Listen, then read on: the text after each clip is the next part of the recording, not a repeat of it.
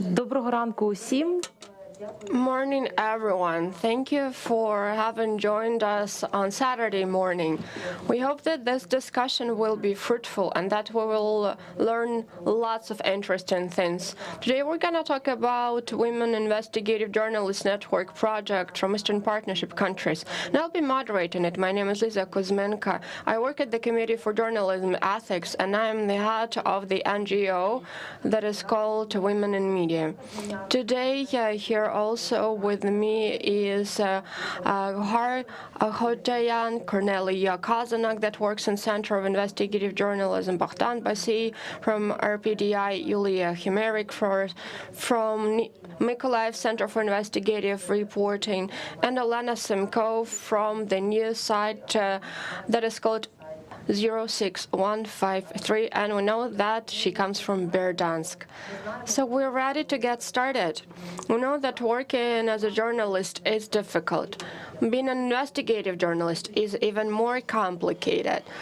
Being a woman investigative journalist is even more difficult than that, because there are additional challenges that women are faced with that are gender-related.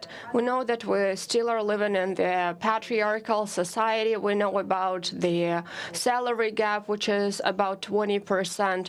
We know that quite often the pictures of women journalists are being put up online. That is why there is a need to create this kind of a network, and we have to provide them with additional resources and support so that they can properly fulfill their journalism work, carry out investigations. And I would like to ask Gahar Hajayan from International Media Support to tell us more about where did this idea come from? Why have you decided to bring women together? Why Eastern Partnership countries? And how did you realize that it is needed? Thank you, Lisa. Now, regarding Women Investigative Journalists Network, actually the idea popped up a year ago. We're discussing it here at the conference a year ago. And the idea was supported by the so-called New Democracy Fund, and IMS is one of the partners of theirs. What is the goal? Could you please put up my presentation on the screen?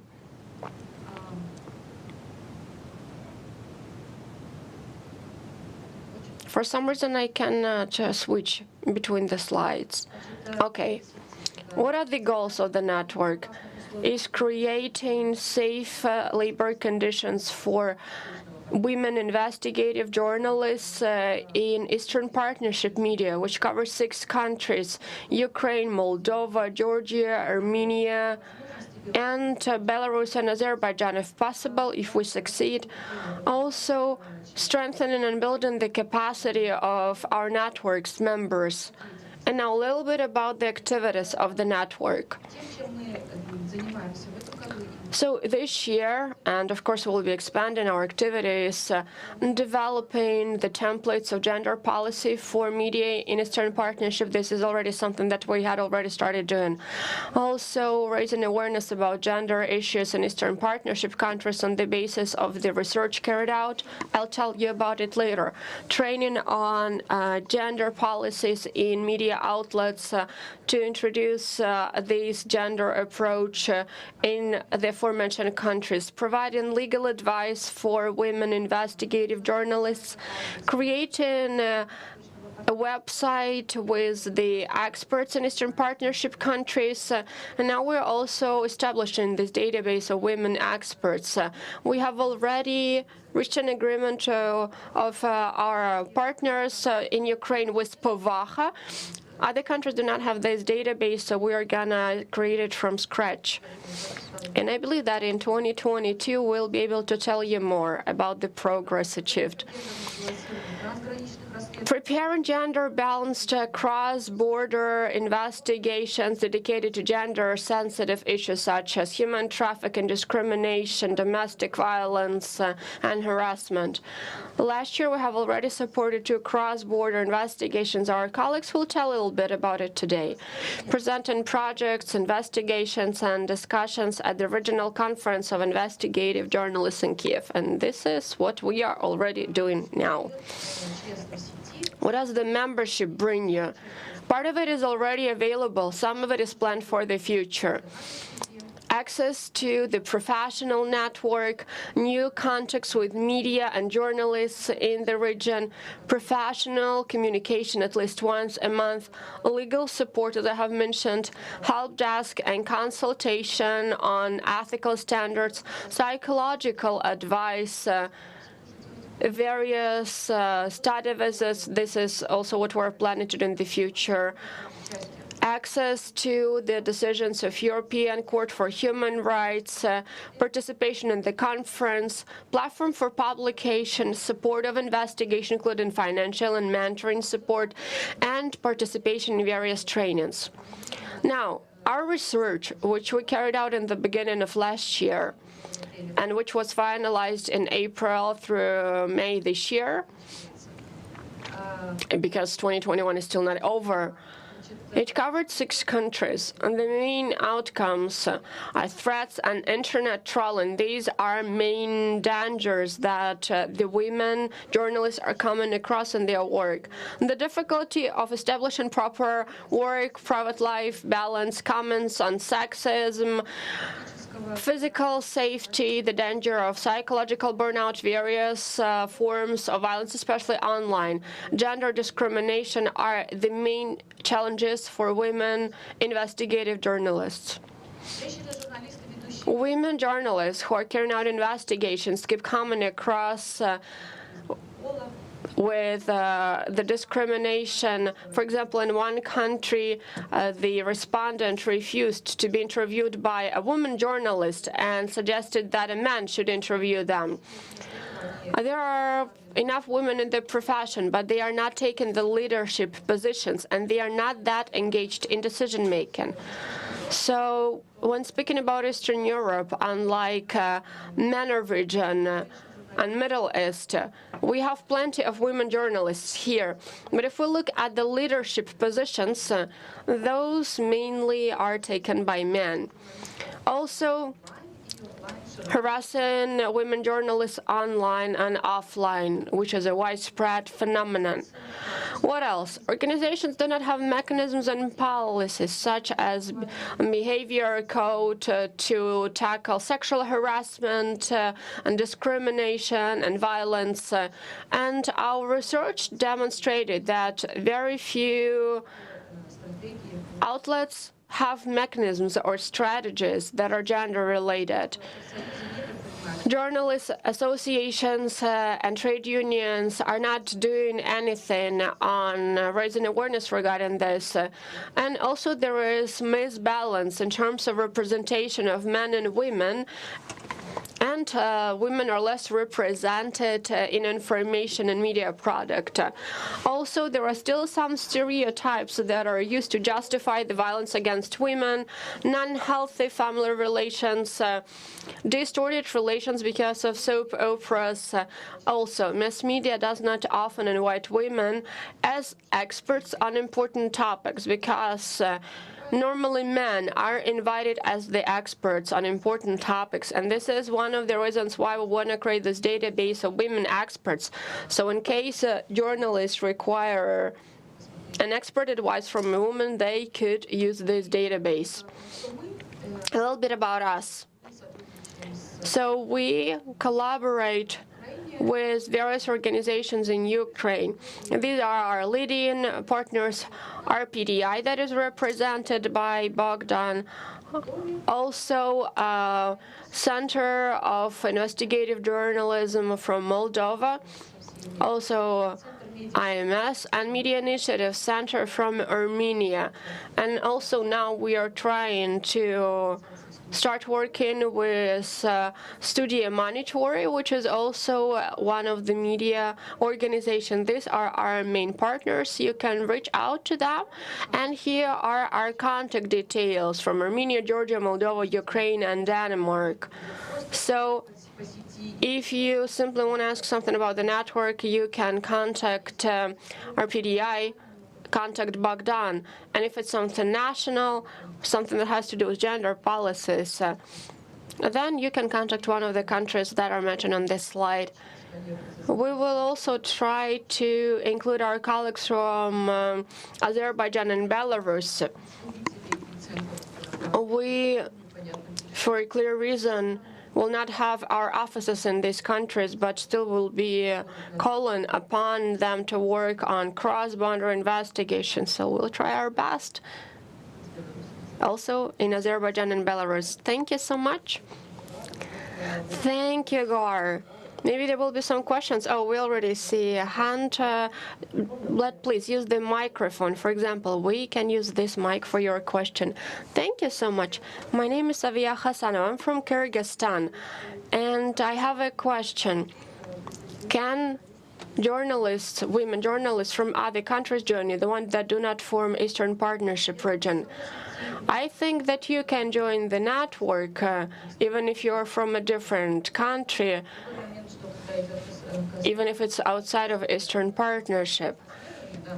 So, speaking about cross-border investigations, New Democracy Fund only covers Eastern Partnership countries, but of course we can try and look for other funds that will help you support that investigation. Or maybe in the future we can try and somehow cooperate so that we can have journalists from Eastern Partnership and Central Asia.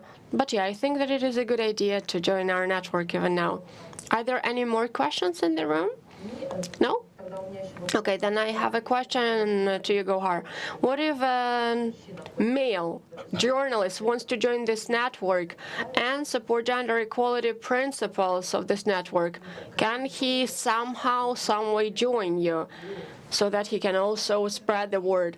We do not have any restrictions regarding who can join the network of women investigative journalists. It can also be men who are covering gender topics. So we do not have any gender segregation. We're not saying that there should be only women investigative journalists. It can also be men who are interested and who are writing about gender-related topics. Then one more question regarding an investigation.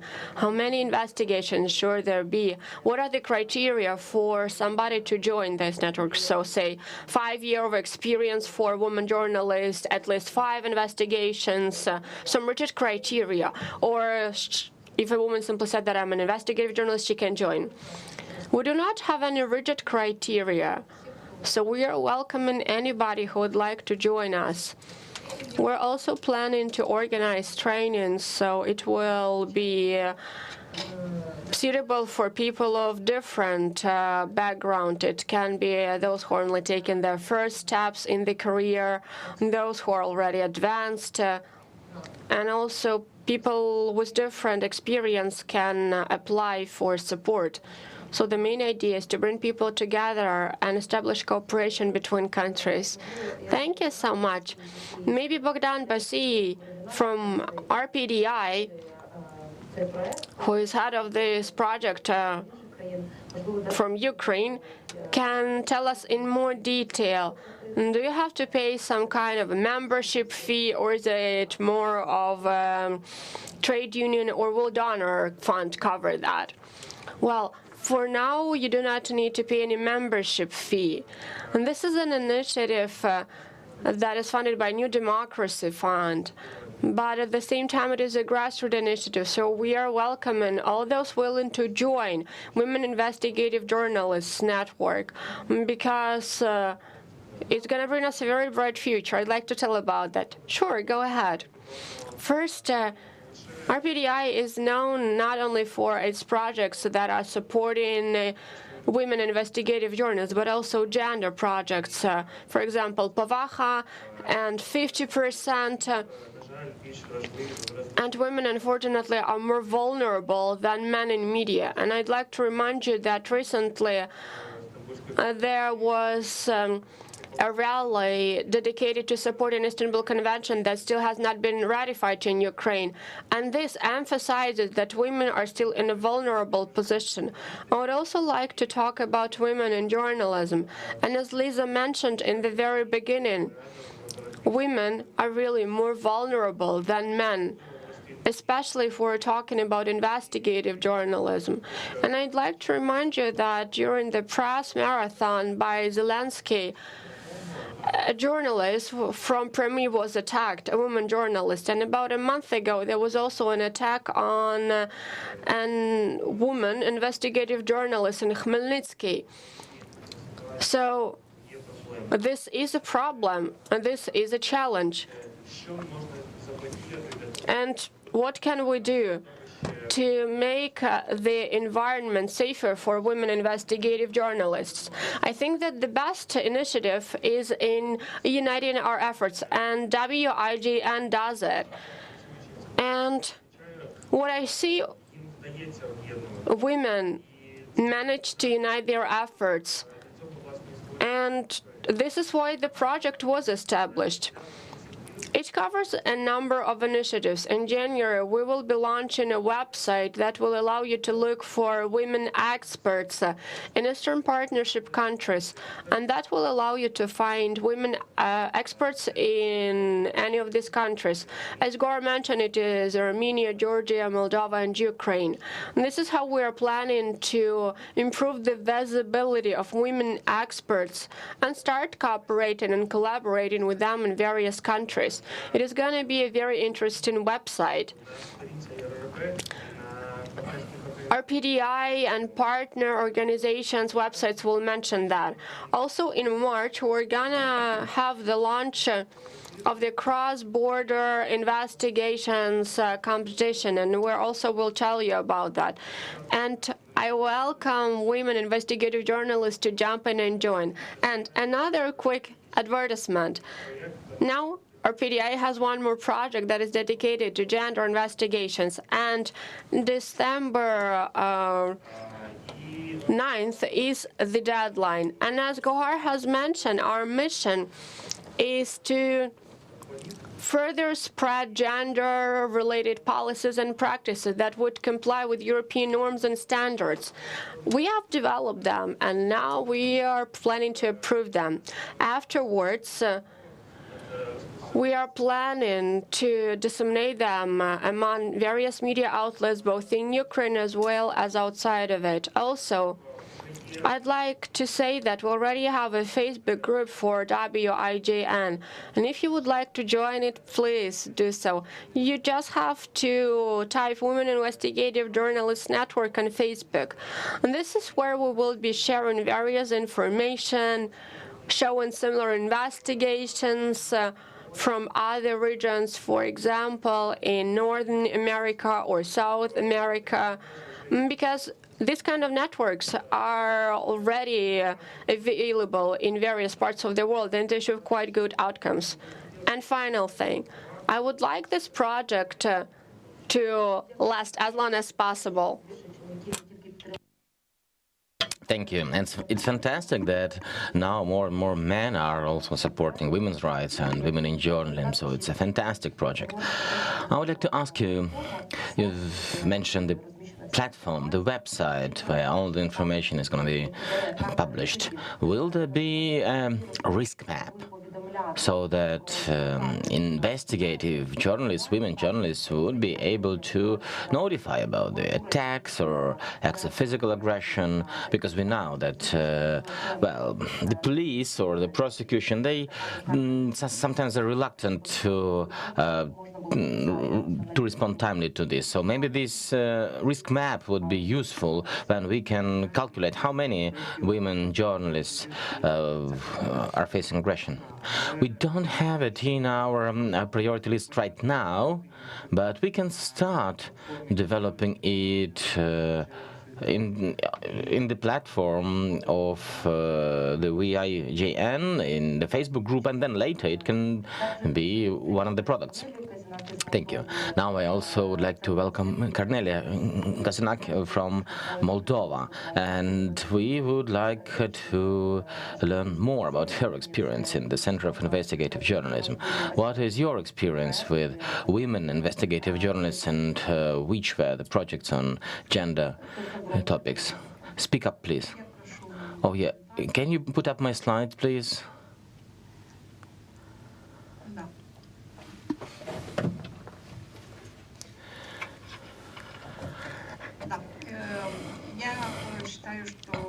I think this network, the WIJN, is very important, and it is needed. We, investigative journalists, we need it. Because in Moldova, for example, in the investigative journalism, we have over 60% women. Like, we have more women in investigative journalism than men in Moldova. But they face more threats and more violence. I will show the example of our center. Even though right now we have gender parity, we have the same number of women and men in the center, but previously we had women majority. Now we are at equilibrium.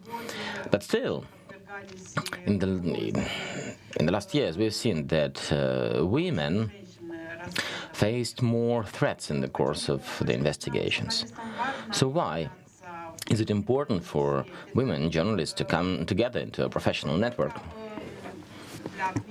It's not only to exchange experience and to learn the best practices, but also to find protection or to get help, to get care. When a team is available, when the woman journalist is backed up by a team, it gives more confidence. She works differently when she knows that she can get protection and help and care when needed. I have already mentioned that 60% of investigative journalists in Moldova are women, but up until now there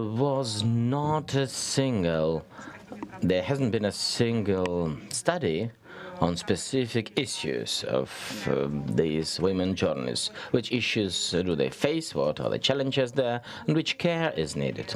So we decided to look into it, to see what are the possible challenges for investigative journalists, women journalists.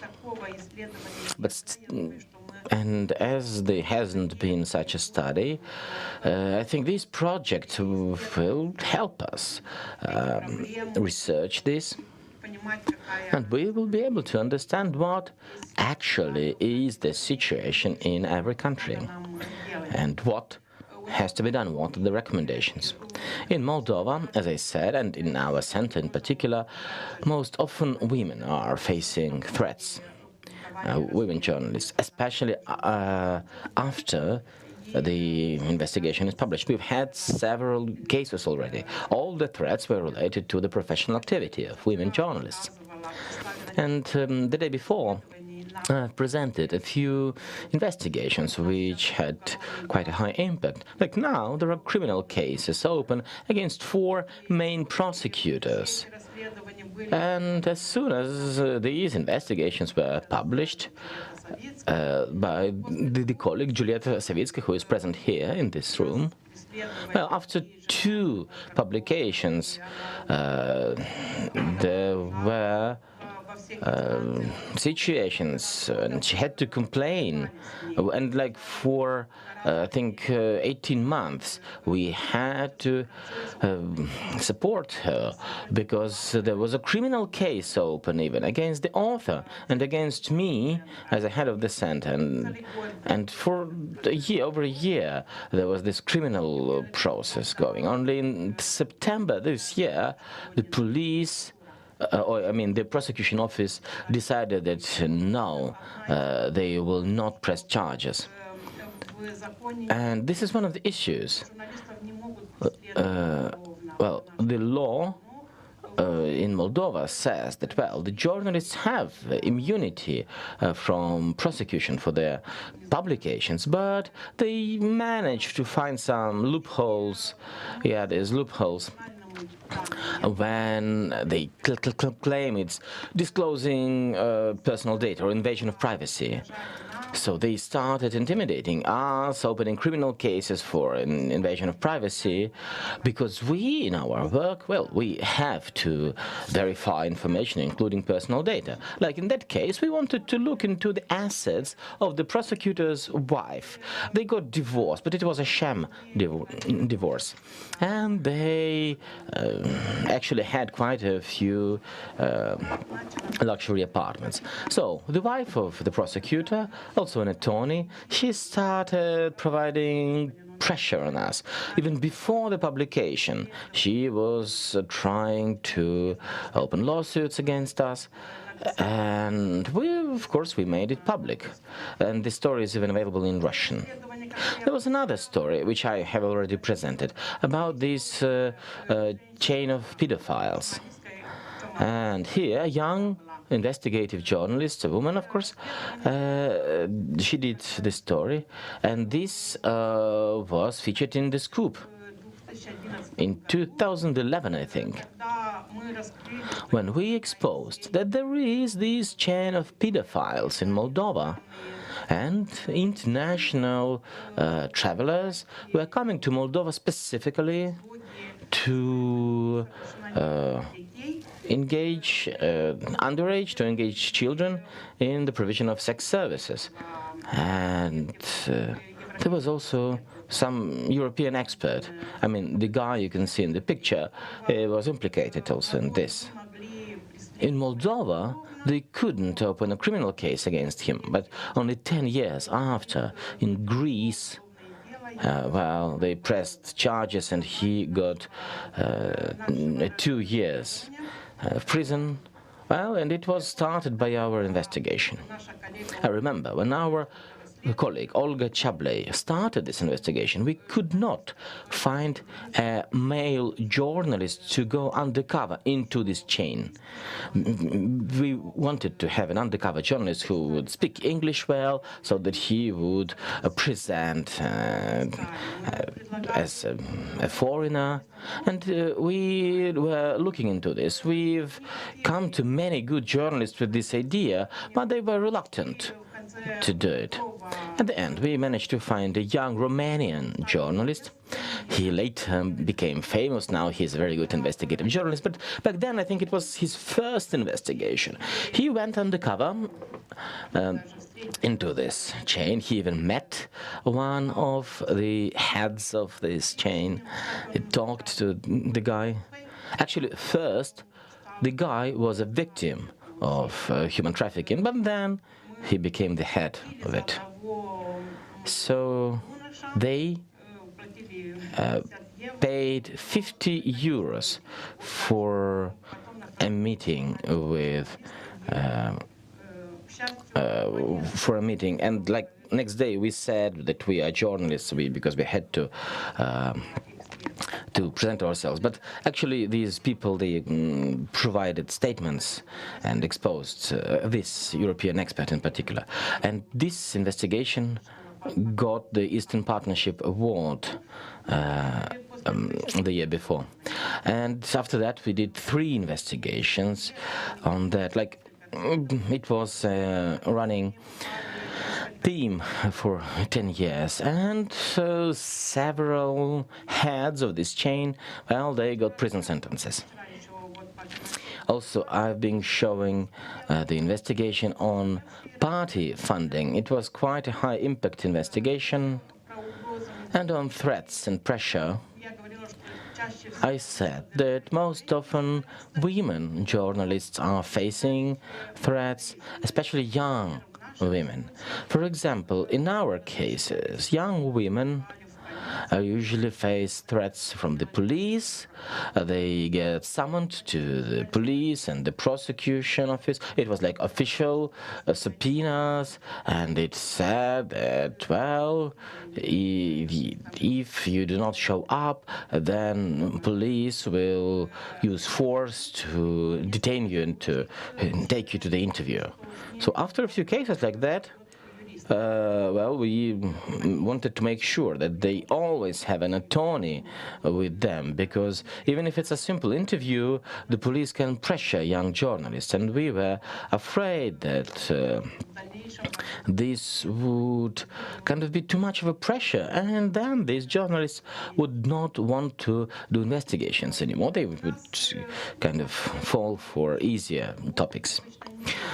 But, well, if we are well-experienced journalists, the police understands that, well, probably it would not make sense to pressure us like that. But for younger journalists, they try to intimidate them. And also litigation. This also is used as a way to pressure. We had cases when even experienced women journalists faced legal action when I think 500,000 Moldavian lei was the possible fine for them, and it's quite a lot. And we saw that, well, these women journalists, they worried. Of course, it's not pleasant when you have a threat that you will lose like 500,000 lei, and the relatives. Of course, it was a pressure on the family. I mean, we ended up of course winning, and we protected them in court, but I mean it still is a pressure. It takes your time, and it takes like a year or two for the whole procedure, and yeah, it's stressful, of course.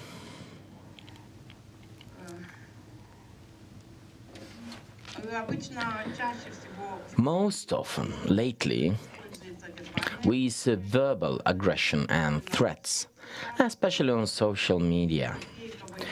There are also some fake news websites. A few years ago, there were quite a lot of threats.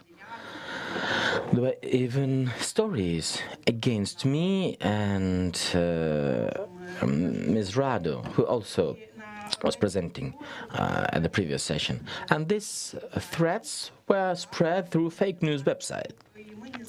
There was no author information provided, and we didn't know how to counter that.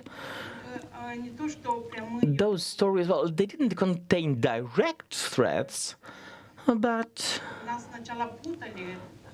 first they wanted to confuse us. Like they said, Cornelia Rado or Alina Kozonak. I mean, they confused our first names and last names, and they did it deliberately. And I mean, it was lots of dirt thrown on us. So we talked to the lawyers how we can counter that, how we can start some legal action against them, to file a complaint to the prosecution or to the police. Because by law, well, these websites, they are not treated as media. You can open a website anywhere and publish anything, and there's no rule on, I don't know, it's not easy to take legal action if it's just a website. And now we are discussing how we can fight that. We had a very interesting case as well, when one member of parliament attacked one of our colleagues after she published the investigation about his donations to one party. It's a socialist party of Moldova. And he made a donation which was twice more money than all his earnings in 2 years. We've documented that, we've published this story.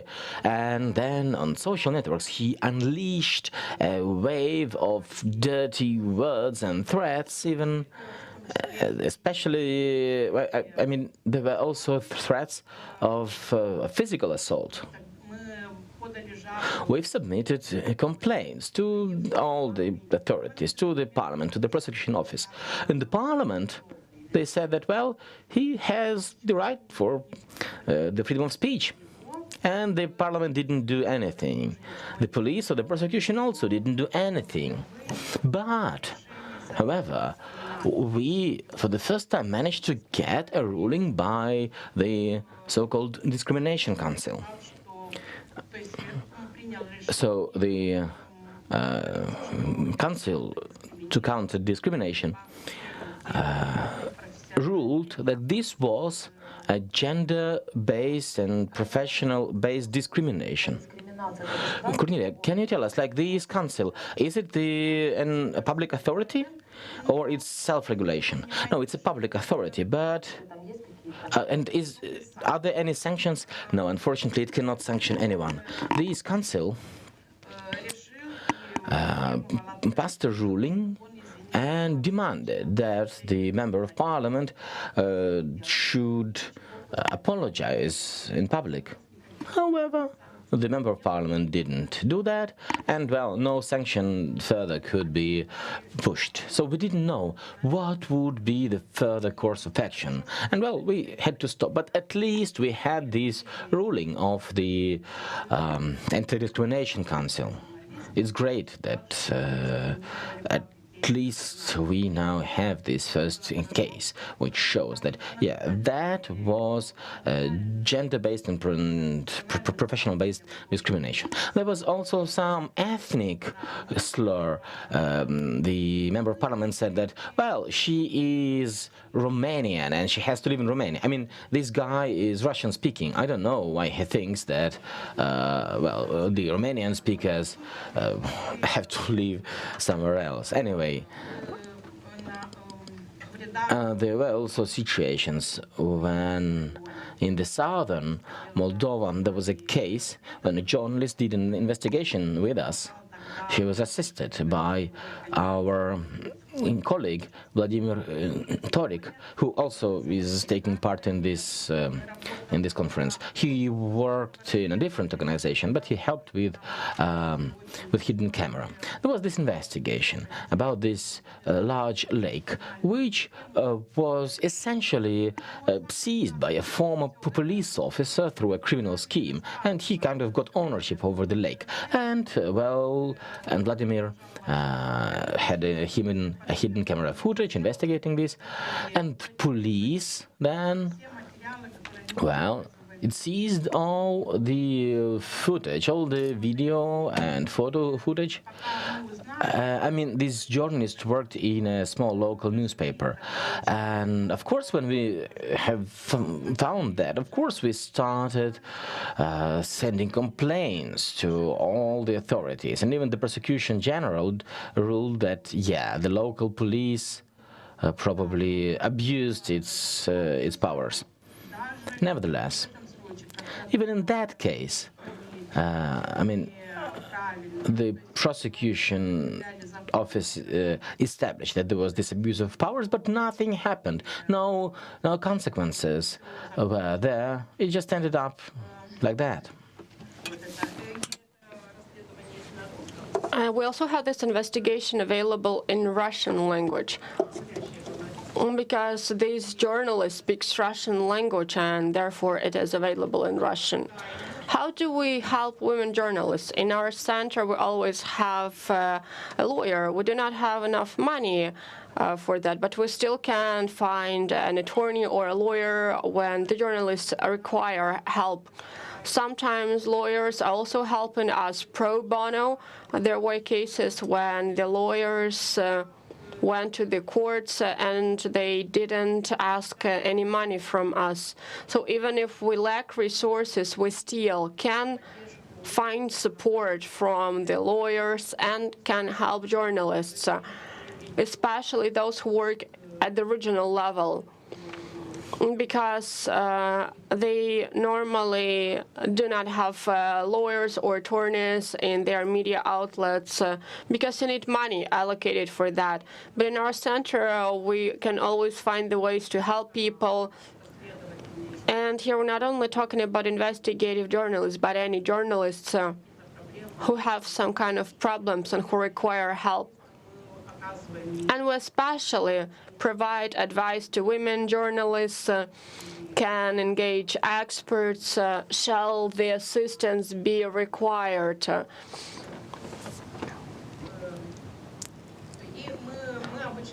Normally, we mention this kind of cases. So we're trying to speak up about it. We try to write about it. Media organizations are always doing some kind of a declaration, and we're submitting complaints. We're trying to monitor how state or law enforcement bodies reacting to that. We are writing about it extensively. But unfortunately, things are the way they are. But now the government changed, and we think that the fact that the criminal prosecution started against various officials and prosecutors, and before nobody responded to this. So we believe in terms of protecting journalists, things will change. And there will be rulings against those who are violating our rights. So here you can see representatives of various media organizations. There were several cases when we got together, when we organized press clubs, and the embassy also worked with us on that. Well, I have written here, I'd like to go back to the question that was raised in the beginning. Why is it important for women journalists to unite in a professional network? And I was mentioning, when you're working with a team, it already is certain kind of a protection. Working a team makes you feel more confident. It allows you to share experience within the team, and it gives you more opportunities. So I think that Women Investigative Journalists Network will also be given lots of opportunities to women journalists. And I think that we will join our efforts and will become really strong. And finally, one interesting case. Yesterday, Karita Izmailova was here, and I interviewed her. And she said that after her case in Azerbaijan, women do not dare work as journalists, especially investigative journalists. They prefer dedicating their time to family rather than working as a journalist. And there was an interesting rally. In 2016, we had an office near Azerbaijani embassy. So this was our balcony, and we could see how downstairs in the courtyard of the Azerbaijani embassy. And we decided that we can do this kind of a protest. So we had this banner with Khadija, which says "Free Khadija," and we have hung it on our balcony, right across from the embassy. They didn't like it. So we stayed there for a day. On the following day, the representative of the embassy paid a visit, talked to me in the hallway, and was threatening me, directly threatening me, saying that I'm gonna be in big trouble, that our entire team will be in big trouble. And I even told him, "Are you threatening me?" And he said, "Yeah, you're gonna see what kind of trouble you're gonna find yourself in." And it is important it was important for him to find out who put this banner up. I don't know why he was demanding that from us. And after that, we submitted complaints to the Ministry of Interior, Ministry of Foreign Affairs. Nothing followed. They responded, and I don't exactly remember what. And the journalist community united. Even activists from other organizations did so. There was a rally on the second day in front of the embassy.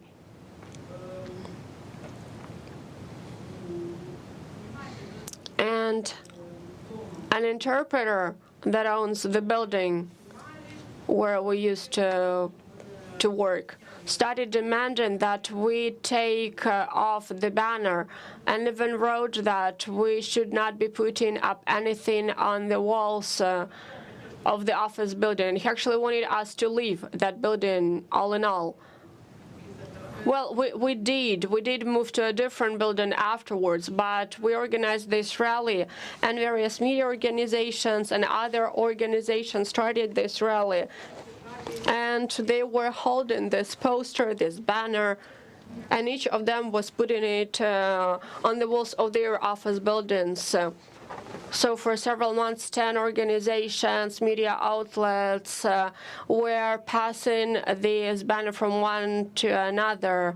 Then Khadija was released, and we had quite an interesting protest quite suddenly. It was quite interesting. It allowed us to draw attention to it. Colonel, am I getting you right? This is the Azerbaijani journalist who, because of her investigations, have to move to Turkey. No, she's in Azerbaijan now. She told about it, but I also interviewed her yesterday, and she said that she stayed in Azerbaijan, even though it is quite problematic for her to work there at the moment. Cornelia, thank you so much for this presentation. Quite a few things that you have mentioned were very similar to Ukrainian journalists' experience. The pressure from the authorities, internet trolling against journalists. And it's great that this network is uniting in women investigative journalists from Eastern Partnership, because you can share experience. Yes, I also second that. And counter joint challenges. So it would be great for Ukraine to have this anti-discrimination council, because at the moment we only have ombudsman. And I think now we can go back to Ukraine and talk with Yulia Hemerik and Elena Simko, who will tell us more about investigative experience in Ukraine at the regional level. So who goes first? Okay, Yulia, you can go first. My name is Yulia Hemerik, and I'll switch to Russian.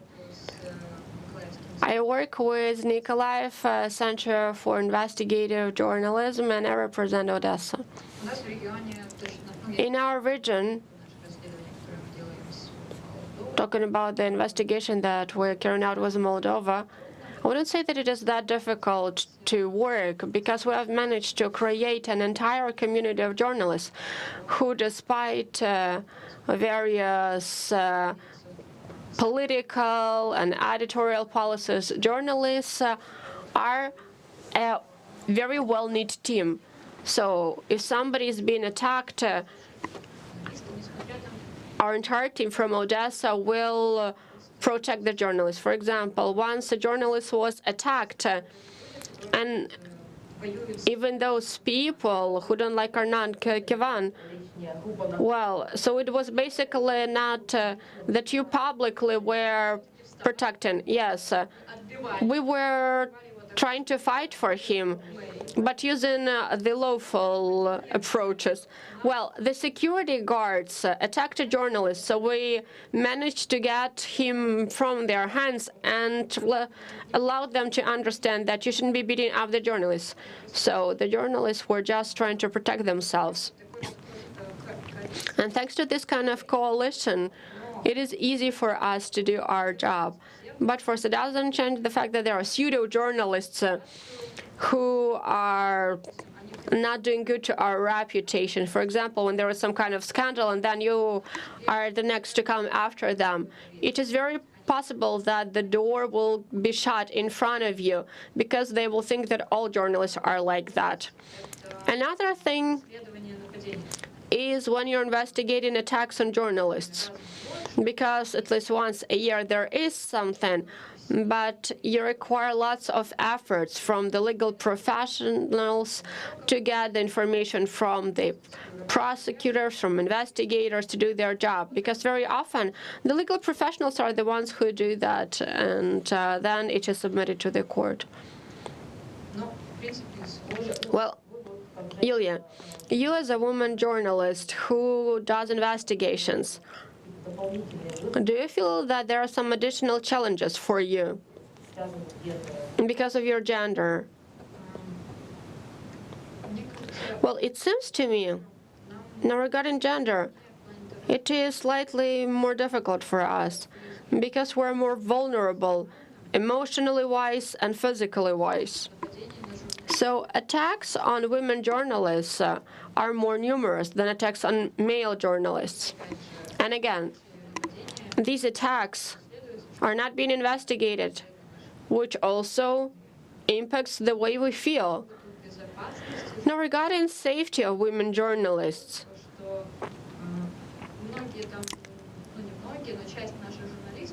part of the journalists are trying to get some weapons, etc. And in Odessa, I do not know women journalists who would be carrying a weapon around with them. You have already mentioned cross-border investigations. Could you please tell more about that? What are the topics? Now, I am working together with a colleague from Moldova. We're working on human trafficking, how Roma women and children are encouraged to beg for money. And aside from that, also pregnant women and children are rented out.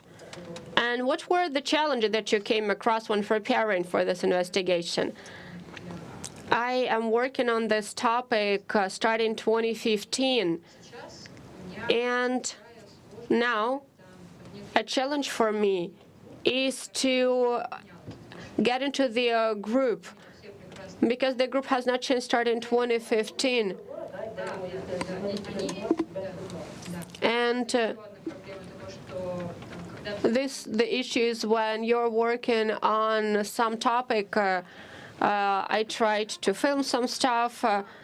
The guys who are drug addicts, and they said, "Oh, will there be a new article coming out?"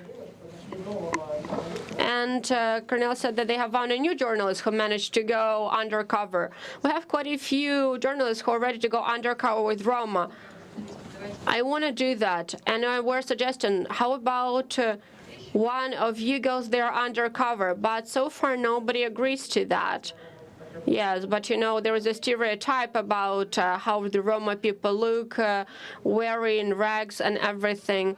Yes, but we need a person who would say that I am in a dire situation and I would like to go and beg for money together with you. What is the other issue? Safety. I felt the most afraid when working with Roma. There is a very fine line. You know, with other groups, they understand when they can hit you and what they can hit you for and what you cannot be hit for. With Roma people, even the fact that I came alone is enough. It is important to explain to our audience when we're talking about Roma. Yes, we are talking about specific people who are engaged in these illicit activities. Yes, we're talking about this organized crime group. And from what we have already managed to find out is that this group has a very strict hierarchy. First, this is a work for them, the same as we have our work. And it is a good job, because it is not a dirty job for them. It is profitable and it is not dirty. This is like, well, it is a good thing to do for them. And one more question, Yulia. How does uniting your efforts with the journalists from Moldova help you? What does it matter working together on complicated investigations? It will allow us, all of us, to see the entire process from A to Z, how they are being headhunted in Moldova, then how they are being trafficked to Ukraine, to Odessa, how they live here, in what conditions, how they are begging for money here in Odessa. And we want to look at the entire chain and see the key points.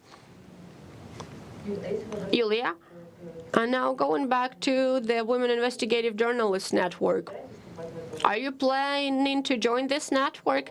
And why? Would it be important for you to find allies among women journalists? Well, because it will just allow you to broaden your perspective. Because in Odessa, I only see what is happening in Ukraine. But, for example, we have already things that we have managed to find out about those who are begging for money, those who are collecting the money, those who are backing them, and those who are behind that are in Moldova. But as they are being trafficked from Moldova to Ukraine, we can find out about where they are being kept. Maybe they live in some kind of castles. Thank you so much, Yulia. Maybe there are some questions in the room. If not, then you can still think about questions. And now, Olena Simko, Berdansk News website. Could you please tell about your experience of investigative journalism? You will also have a presentation, right? Thank you. I'll present in Ukrainian. And the topic of our investigation is women in not typically female profession. There are 3 journalists engaged in that: me, Olena Sinko from Ukraine, Irina Odebescu from Moldova, and Liana Petrosan from Armenia, who unfortunately couldn't fly here.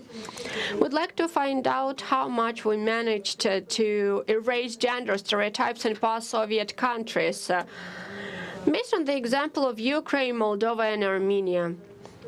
And a little bit of background. Once in summer, I was going to work, and my neighbor, who's a truck driver, was giving me a lift. And he said that we are getting women truck drivers in Ukraine. There are very few of them, 1 to 2 people. However, one of them quit her profession as the elementary school teacher, and now together with her husband is sitting at the steering wheel of the truck. And that is why I decided that I'd like to find out more about how women are joining the non-typically female professions. And I suggested that we work on this topic with the colleagues from different countries, and I was supported by them. The more we find out, the more interesting it becomes. For example, it appeared that in the Soviet Union republics, there were lists of professions prohibited for women. And in Ukraine, for example, in 2017, activists and gender organizations managed to cancel this list, which covered such professions as the metro train driver, bus driver, long-distance bus driver, etc. And a big role in canceling it was played by women who are in military, who started 2014, have been participating in the war between Russia and Ukraine in the east of Ukraine. This is the example of Maria Berlinska. When she first took part in the combat, she joined the IDAR battalion as a volunteer, and she did aerial recon. Then she created the Center to Support Aerial Reconnaissance, and she produced the film called The Invisible Battalion, which actually spoke about women's presence at that war. And when women joined the military, they actually did the same job as men. They took part in operations, but they had to be enlisted as communication officer, as signals officer, or as a Misuse. I mean, they didn't have proper registration in the ranks of the military, and they couldn't get promoted properly. That's why they started being vocal about canceling that list of banned professions for women. And this is a good example of how women activists can actually fight for women's rights. And Maria is one of the persons who created the organization of women veterans in Ukraine. This is another example. Olena Pavlova-Fechenko. She actually has quite a big family. She has lots of children, but she wanted to protect her country, and it took her quite a big effort until the military commissariats allowed her to join the Kiev Rus battalion, and she actually took part in several combat operations near Popasna and Shirokina. Now she is a city councillor in Irpin, and it was also not an easy thing for her. She had to fight for her place in politics. And it is kind of similar story to Maya Sandu, who is the first female president of Moldova, and I think Irina will tell more about this. Yeah, actually, while Irina is taking the microphone, we would like to say that actually it was during Maya Sandu's presidency the Istanbul Convention was ratified, which is a very important step. It's a good example for post-Soviet countries. Hi, I am Irina Odobescu. I am from the Center of Investigative Journalism in Moldova, and we will interview Maya Sandu because in 2020 Maya Sandu became the first female president of Moldova. It's hard to believe actually, because there were lots of fake news about her. For example, the socialists said that World War III would start if a woman would be elected president. So you can imagine kind of the perspective. It was not an easy job for her to win the elections. There was another claim that she will sell all the lands in Moldova because she does not have kids. She never was married. Quite a weird connection, right? Yeah, so she doesn't have children, so she would sell all the land. And we would make an interview with her. We want to ask her how difficult it was to become a president, because she actually ran twice, and the first campaign was not successful. She managed to win from the second campaign, and we would ask her about the stereotypes she encountered. And please ask about the Istanbul Convention. How did she manage to convince the Parliament of Moldova? That was not that difficult, because starting from that summer we have a pro-European majority in the Parliament. Well, Ukraine also has a pro-European majority, but we are still we still have not ratified. Is she Sandu or Sandu? She's Sandu. And I know that she still has to respond to some very intimate questions, because people keep asking her about her sexual orientation, why don't you have children, and whatnot. In countries such as Armenia, women also started working as barbers and drivers of buses. And our journalist met Alin Demircan, who moved from Argentina to Armenia 2 years ago. She now lives in the city of Gyumri, and she learned to be a barber. And she says that, well, men are still reluctant to use the services of a woman barber. And sometimes she even was on the verge of crying.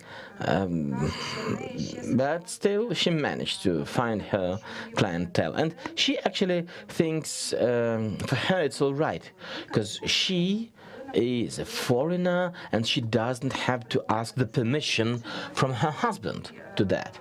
But there was another local girl who wanted to also to be a barber, but her father and her brothers said she can't, and she had to quit to find another job because the family prohibited that.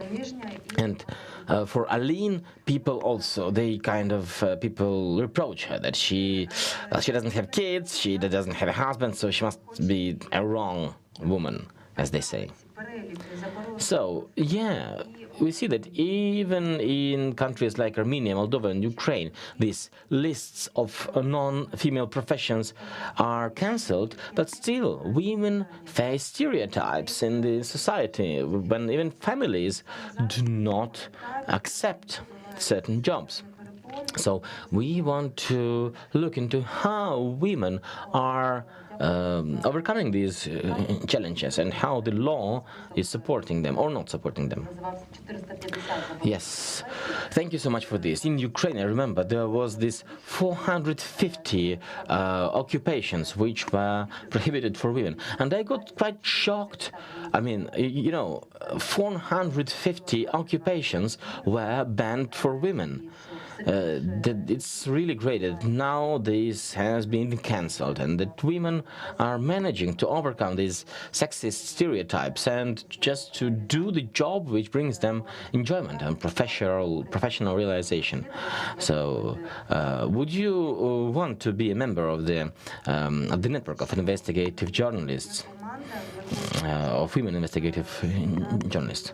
Well, it's great if you have a team which can support you, which can provide you advice, or where you can provide support to other people. Then you can discuss things and facilitate a topic. It's always better if you have a team, and of course it's difficult when you're on your own. Of course, I want to be a member. So the objective is membership and support and exchange of experience. Are there further questions to our speakers? Well, then I have a question to each of you.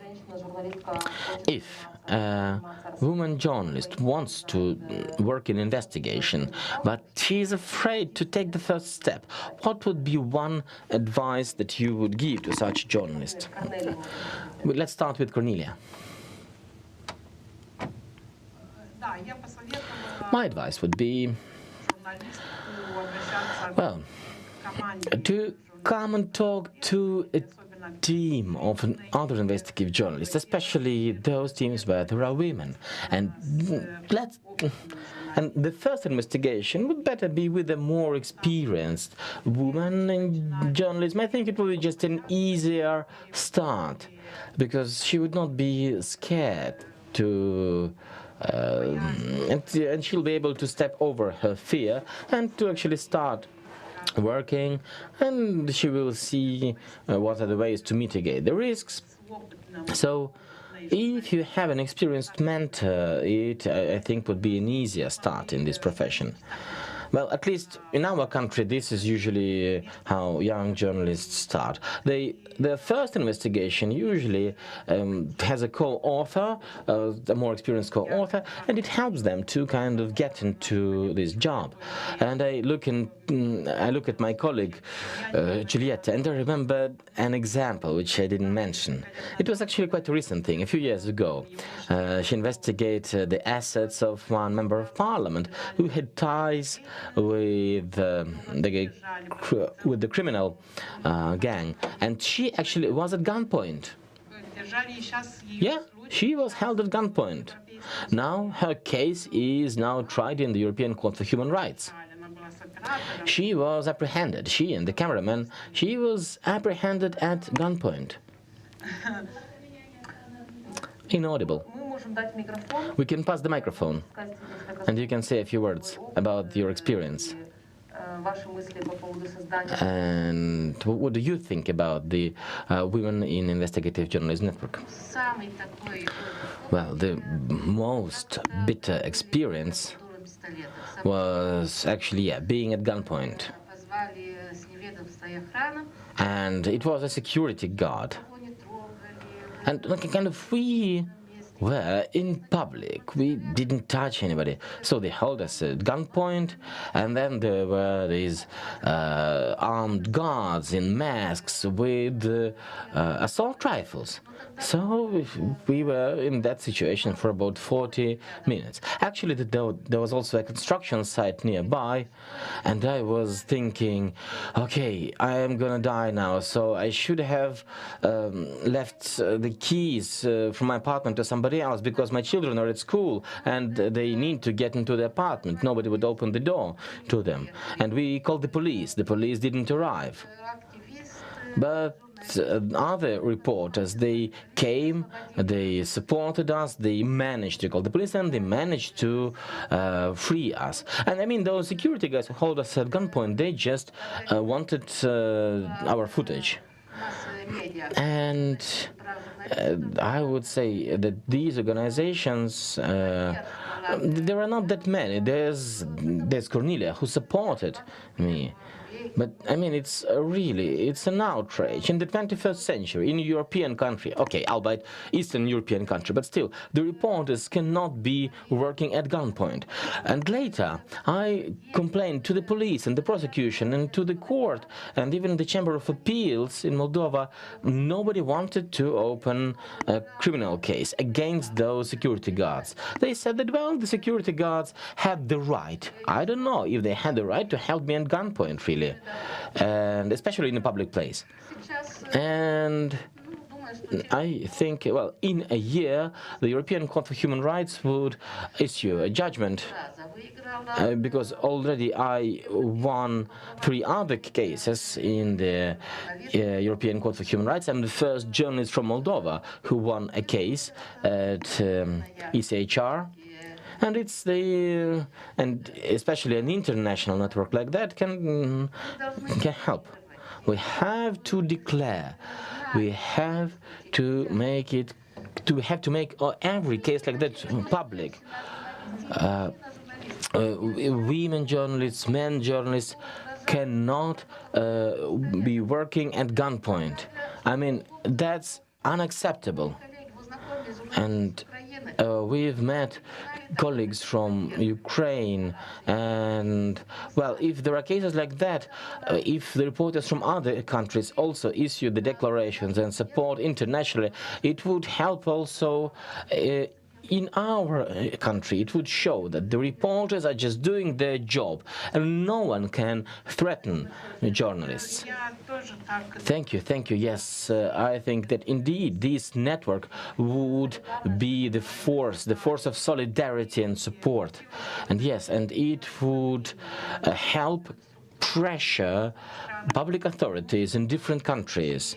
And in Khadija's case, well, she was freed because the international community provided pressure, international organizations and reporters all over the world. So we have to come together to protect ourselves. Thank you, Cornelia. One advice. Yeah, to young reporters, well, not only young reporters, but to all the reporters, I would like to say, when we work in the countries where there's lawlessness, well, assess your risks, fill in the matrices. You have to weigh all the risks, you have to anticipate where your investigation might lead you. Some risks are kind of not that high, but you have to consider, and you have to know who you're gonna talk to. Does anyone know that you are there? If you go on a trip to a place where there is some risk involved, especially young journalists, talk it through, think it through. If you have an organization, talk to your organization or find an experienced mentor. We always focus the attention during our trainers that all the risks have to be assessed and written down. It is something very important. First of all, it helps to avoid fines, and also it helps, sometimes it may save your life. One more advice, Julia? About 2.5 years ago, I was the young journalist who was very scared. And RPDI helped me so much. There was Alexander Voloshin and Marina Logacheva who gave trainings. And I went to this training session, and it gave lots of knowledge. Like in our newsroom, we don't have all the skill set, all the knowledge set. And if you go to a training by RPDI, you get more information, which helps you be a better professional. They show you all the databases, I mean legal bases like U-Control and something. And also it's good with networking.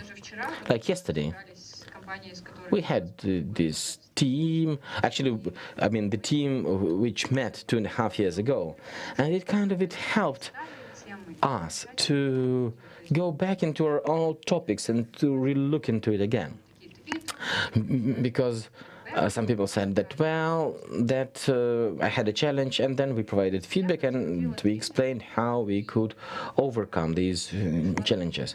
So it would be great if some training sessions in Kiev would be provided. And it would help me be a better professional and help me find a network of support. Yeah, education. Education is important. I think it really helps, it matters. First and foremost, we need to provide training to the others too, and it will help people gain confidence and experience. Olena? I'm trying to model the situation. If you have an investigation, first and foremost, you need to understand your objectives. What do you actually want? And you can find a person who can give a feedback. And it can be an experienced mentor or an organization, a media organization, which provides that. And I agree. Indeed, the RPDI has been supporting us greatly. It's always, you can always contact them, or at least they can refer you to somebody in a topic. Thank you so much. If there are no more questions from the audience, I would like to conclude. We've talked about the creation of a new Women in Investigative Journalism network, which is coordinated by Bogdan Basi, so feel free to talk to him. And the website is going to be published soon. Next to me, there was Gorhar Hodjanyan, Cornelia Kozunak, Yulia Kmelik, and Dolena Semko. Stay tuned. We have more interesting sessions ahead.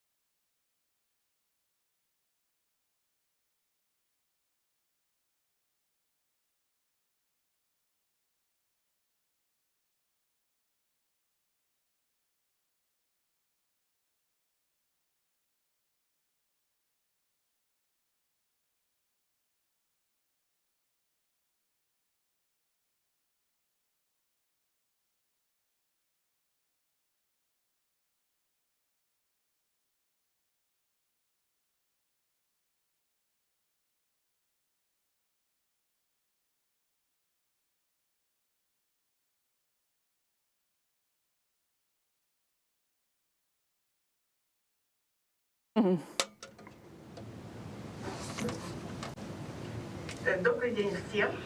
Good afternoon, everyone. My name is Olga Simonovich. I'm the regional editor of WIJN. Welcome. Welcome to the session of the Investigative Journalism Conference. It is an international session, and I'm very grateful to RPDI for having invited me to be the moderator for this session, because it is about international cooperation, about cross-border investigation. And the global network was established for the journalists to be able to collaborate, share experience, and work on joint projects. And here, for a reason, we have representatives who form the members of the WIJN. I think that almost everybody, aside from the representatives of schematic corruption in details, and I think that they are not members of the WIJN because of a different form of ownership, because they always join our conferences, they participate in our investigations, like in this case. And now I'd like to present the speakers. Vladimir Torik from Moldova, Rice, Moldova. They are members of WIJN. Valeria Yegoshin, Schematic Corruption in Details, Liberty Radio, Ukraine. Dmitry Ryplanchuk, Slistvo Info. Fyodor Sidoruk. Now he works for Schematic Corruption in Details, and together with his colleague from RICH, Arab Reporters for Investigative Journalism, that also is a member organization of WIJN. And from Serbia, we have a representative of CRIC, Bojana Jovanovic. Is that correct?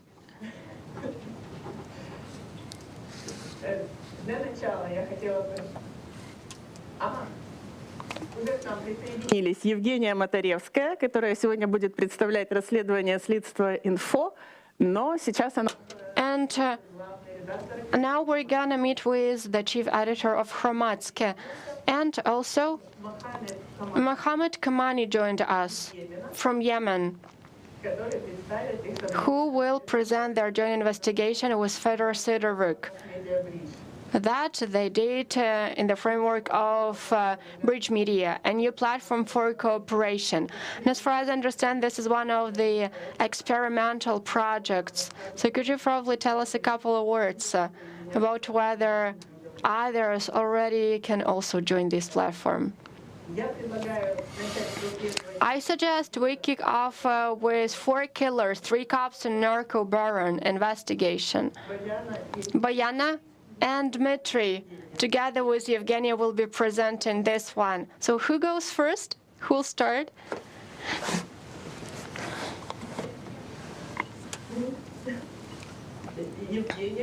Evgenia, sure, go ahead. Could you please turn on the video with Evgenia? Can you hear me? Yes, we can hear you well. Good afternoon. It is a pleasure to see and hear all of you.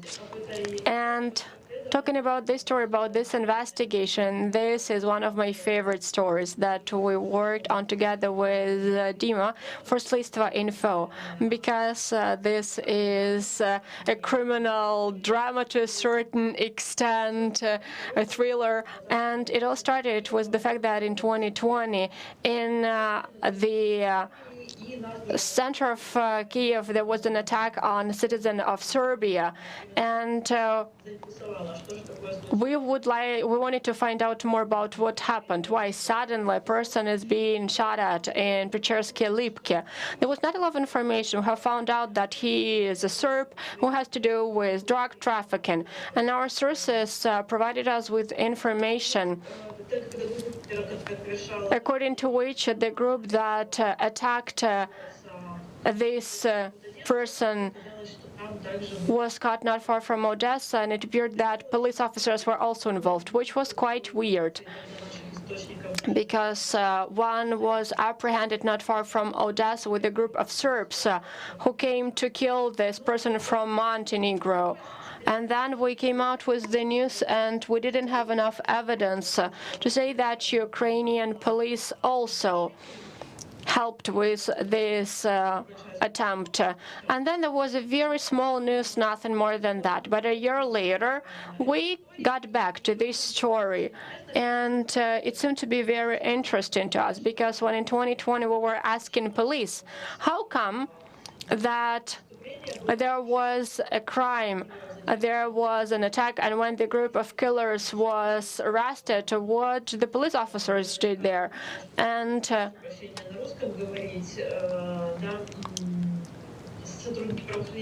the law enforcers hinted that probably this was a special operation, and probably these police officers were there for a reason. And in 2021 already, working with court documents, with the judicial register, we found quite a few information. And it appeared to be that not only one police officer was connected with the group of killers that came to Ukraine, group of hitmen, and one of them was Evgeny Daidai. Back in the day, he was the assistant of the head of Kyiv police. And for all people who were following Arsen Avakov, it was not a secret that Daidai was a person quite close to him. And I'd like to remind you that Evgeny Daidai, for 5 years, also was an MP from the People's Front faction, and that also was connected with Arsen Avakov. And then the investigation started. We had some information about this Montenegrin whom they tried to shoot in the city center. And well, then we contacted Bojana, and in 2021, when we got more data, we contacted Bojana, and this story appeared to be much bigger than we initially thought. Together with Krik, we managed to basically see the overall picture. Rada Yazvitsa, who was attacked in Ukraine, has to do with drug trafficking.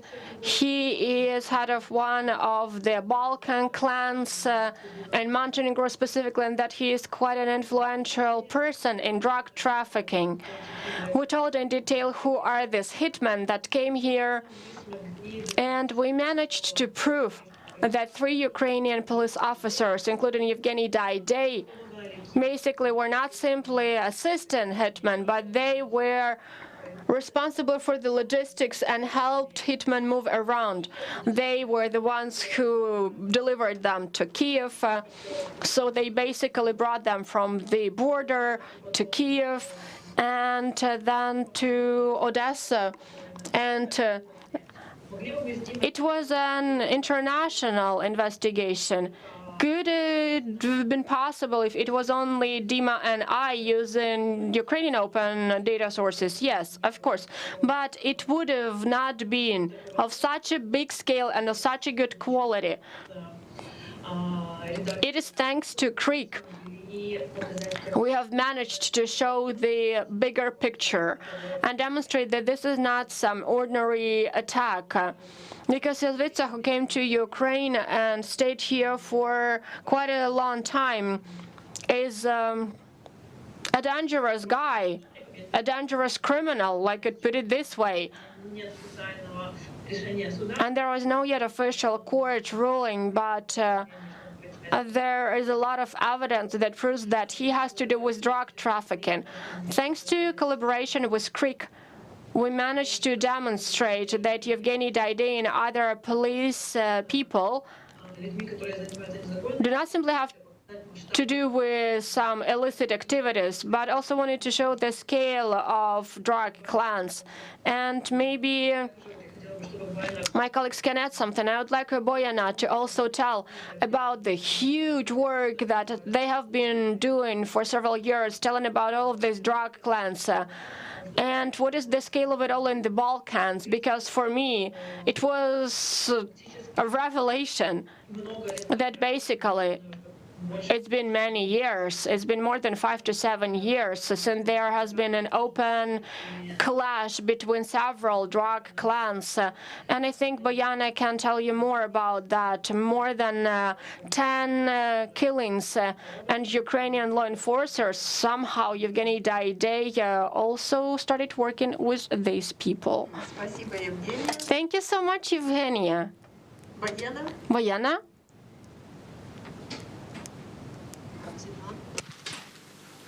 Yeah. Well, thank you very much for inviting me, and I'm really happy for being here. Okay, my hair went wrong because of the... Yeah. So the thing is that this is a really important investigation also for us, for Greek, for Serbia. As Yevgenia said, we have been investigating these criminal groups for many years.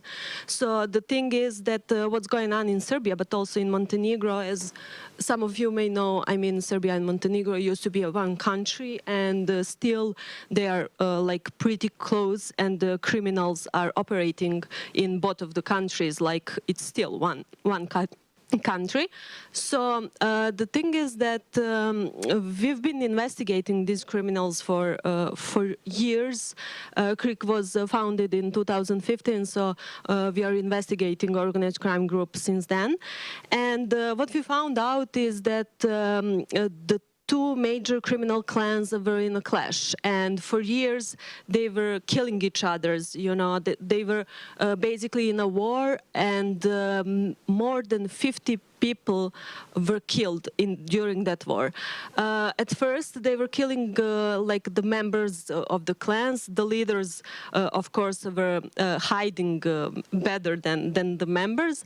But since they couldn't find and reach any members anymore, they started shooting at the families, members of the families of the criminals, their lawyers, and in some situations they also killed some innocent persons, because the murders were happening during the day, in the restaurants, in the cafes, where a lot of people, you know, were just sitting, having coffee or having lunch, and the criminals just didn't care. The similar thing happened here in Kiev with Radoje Zvicer, the main character of our story. As Yevgenia explained, the attackers tried to kill him. Here, also during the day, he was with his children at that moment. So basically, what I'm trying to say is that all those criminals and this clash, this war between criminals, you know, made unsafe atmosphere in society in Serbia, in Montenegro, and it spread over. As we saw, it happened here also in Ukraine. What we also discovered, not just, you know, following the war, but also we discovered that these guys, the criminal clans, the criminals, they had good ties within police and politicians and members of families of politicians in Serbia and in Montenegro. And it is really a huge importance for us was this revelation by our colleagues here in Ukraine, that they also had connections, good connections here in police here, that they had logistics from Daidai and from the guys that were close to him and working for him. So, you know, we basically, by that reveal, we saw the same pattern, the same scheme, what they did, and what pattern they made in Serbia and in Montenegro, they also did here in Ukraine. It's also important that, you know, this story helped us basically to explain how this collaboration between gangsters and police is working, because in Serbia we couldn't basically get so many details as colleagues from Slidstvo get here. So basically, they from the court records and other documents, they got the details of this collaboration, and it was really a good example of this, the mafia ties within the politics. The story is also important because, as I said, that this criminal war spread all over the Europe because it started in Serbia and Montenegro, but it spread through the Western European countries and also into the and wider, as we can see. It happened here in Ukraine. So it's really good to have good colleagues, so you can make such important and such huge story. And I think that the collaboration, especially in this case, was really important because we were really fast. And, as sometimes I used to say that investigative reporters are basically faster and better than police and the prosecutors because unlike police and prosecutors, we don't have so many proceedings to fulfill. When police or prosecutors, when they investigate gangsters, they need to go to the Ministry of Foreign Affairs. They need to fulfill some proceedings, and it lasts 4 months. In this case, when investigative reporters are working together, everything is going basically really fast and smoothly. And in this case, when we published the story, we published some information that police in Serbia didn't have about the event that happened here, about the attempt of murder of Zvitser here in Kiev, and vice versa. As I understood, the police here didn't know that some investigations against this criminal group started in Serbia and also in Montenegro. So that's also what is the one of the important things of this story. Yeah. Я добавлю. I would like to add a couple of words. I try to speak Russian. It's quite difficult for me to speak Russian. But the important detail that we also managed to reveal during the investigation, to discover, that we have managed to establish the ties between the person who ordered this murder. And thanks to Krik and Boyana, we have realized that those hitmen that came to kill Radovich in Ukraine could have been sent from Serbia by so-called Milan Lepaya, a representative of the Pink Panthers clan that were stealing stuff from jewelry stores, from banks. And Boyana realized that there is a very important information, for example, wiretapping some of the phone calls, and it mentioned that this Milan Lepa, not long before this attempt was killed, and the members of his team who also have to do with drug trafficking say that Milan Lepa's killing was the revenge for unsuccessful murder attempt in Kiev. And this is one of the key proofs that we have managed to find. And this is also a very interesting detail because Ukrainian police was not aware of that, because Department of Strategic Investigations is the one dealing with this case. And it's been several years since they started working on this case, and it was a sincere surprise for them when in our film they have realized who could have ordered this attempted murder. And the court procedure has started, and Pechersky Kiev District Court will be dealing with this case.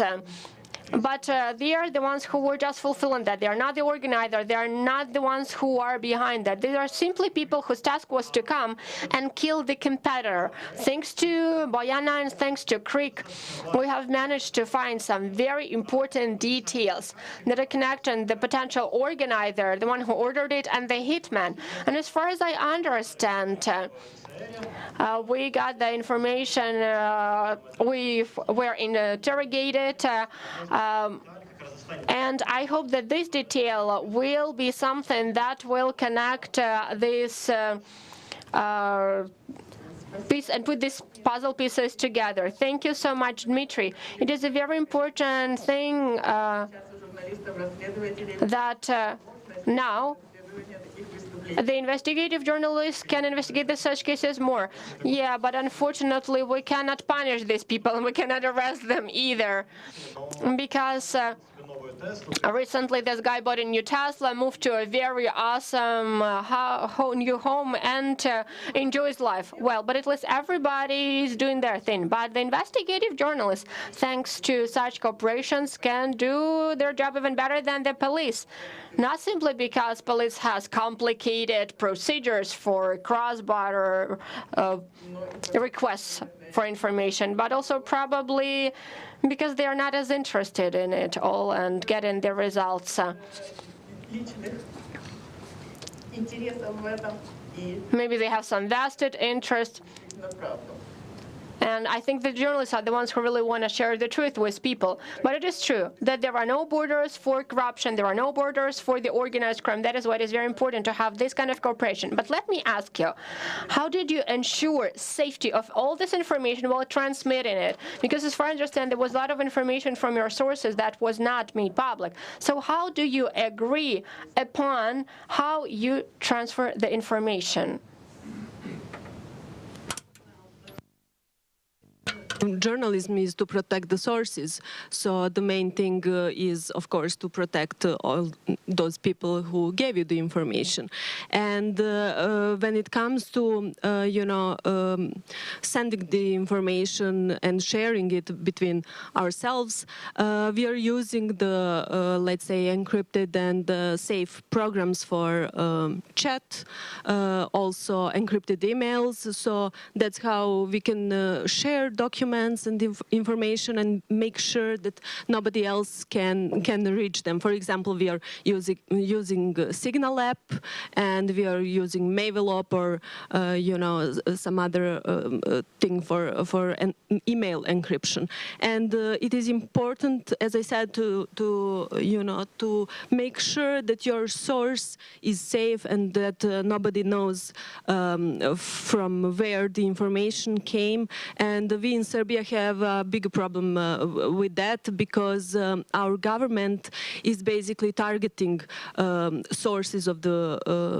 reporters. They are, not just trying to, harm them, which they do, because sometimes they put some criminal proceedings against them. In some cases, they even arrested the sources of the journalists. But also, they're using the media under their control to show the other people. This will happen if you choose if you want to share the information with the reporters. And that's why, the first thing is to make sure that the source is safe, and that means that the technology also is, if it is helpful, because of this encrypted and protected data and applications and emails encrypted. But, it's also an enemy to the reporters, because it is really easy to follow the reporters, to wiretap them using just the technology they use. I mean, the mobile phones are like one of our enemies. And also when it comes to the technology and to this encryption and safe programs, I would like to state also that the criminals thought that encryption will save them. For example, in this huge case we now have in Serbia, but it's also international case. I guess you all heard about Sky application, like Sky is encrypted system of the cell phones, and criminals, the notorious crime group that was close and that was working under Zvitser, the leading character in our story, in Serbia got arrested, and the police took their Sky phones, these encrypted phones. The criminals thought they are safe because they are using encrypted phones, but somehow the police in France managed to, get to the server and managed to get metadata. So they basically got most of the texts and pictures and videos from these Sky phones. And on these pictures and videos, the criminals they took pictures of the bodies of the people they killed, because these criminals in Serbia, they were really brutal. They killed basically at least 6 people. They are indicted for 5 murders. They used to kill their victims, and then they used the mincing machine, to first they choppered their bodies, and then they minced them, and then they, the rest of the bodies they were just pouring into the river, into the Danube River. So, but what's the leading, evidence in this case are those photographs and videos the criminals were making, while they were, killing people, because they thought they were safe because they are using the encrypted phones. So be careful, even if you are using encrypted applications and emails when you are talking with your sources. It's really important to be careful and to be sure that they will be safe. Спасибо. Да, после открытия проекта Pegasus. Thank you. Yes, we've heard about the Pegasus revelations, and indeed, even encrypted messages can be wiretapped. And now I would like to give the floor to Mohammed Kamani. He will present their investigation about a Ukrainian doctor without a diploma signing referrals for an unnecessary amputations in Yemen. Can we please put our speaker on the screen? Now, Mohammed, the floor is yours. Hello, everybody. I wish to be with you in Kiev, but hopefully next year or next time to be with you. I will talk about an investigation that I worked with my friends Fedor and Oleg, and under collaboration with the Media Bridge, which is part of Media International Support IMS. Let me share the screen. The investigation is about how Yemeni war wounded suffered unnecessary amputation. The story started in 2017 exactly, and we worked on this investigation for more than 3 years.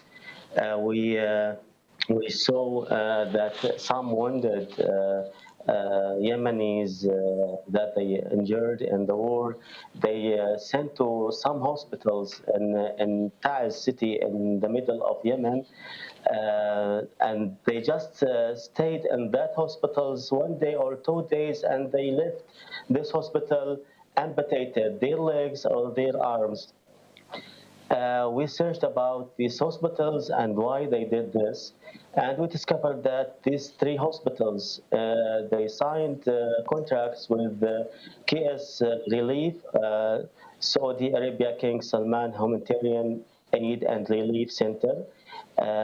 This center is support health in Yemen because of the war, and he signed with this with these hospitals contracts with millions of dollars just to treat these injured.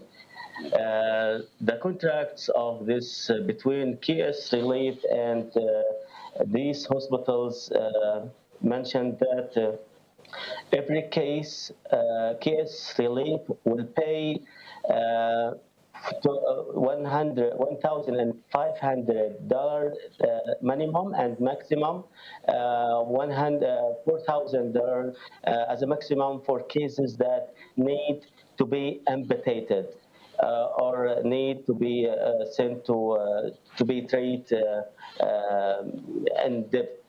So the hospitals, they took the short way to get for the $4,000 to amputate those injured, and they didn't do surgeries for them that they needed. We discovered, we have some challenges. As you know, Yemen under war, and I'm not based in Yemen. I'm based in Jordan, so it was so hard to get information or cases. And we have reporters inside city. There is no information. There is no anything. We started to build databases from the beginning, and we searched about people who amputated in the last 3 years, and we discovered and shocked results. More than 574 people that amputated in this last year. Some of them are kids, and most 91 are females. You saw the draw and the picture, the places that they amputated their legs or their arms. And then we started to ask ourselves if there is any doctors that they are working there, why they accept to do this kind of dirty work. And we found many reports signed by Ukrainian doctor. He signed what we got in our hands. It is more than 44 amputation report that he signed it, that they have to send to amputate it. And then I asked my friends, my reporter in Thais, to send me the reports, and I took the reports, and I said he sometimes signed as a doctor of bones, sometimes a general doctor, so there is a problem.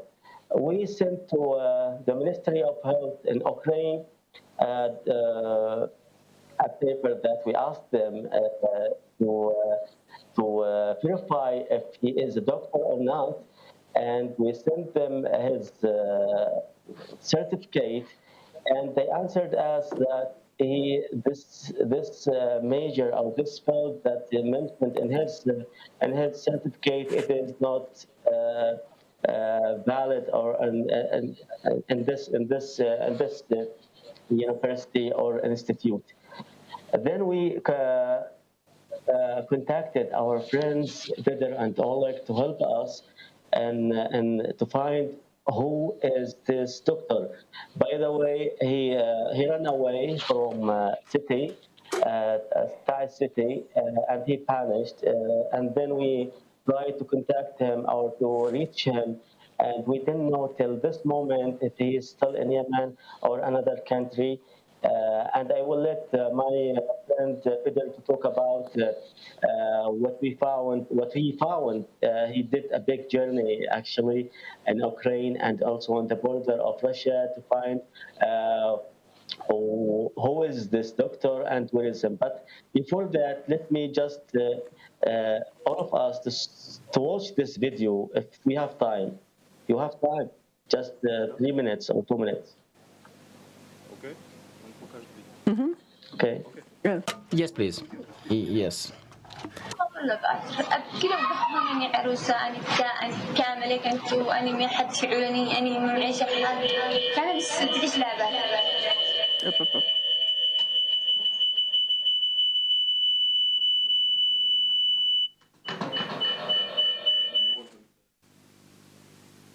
У него 2 источника включено звука.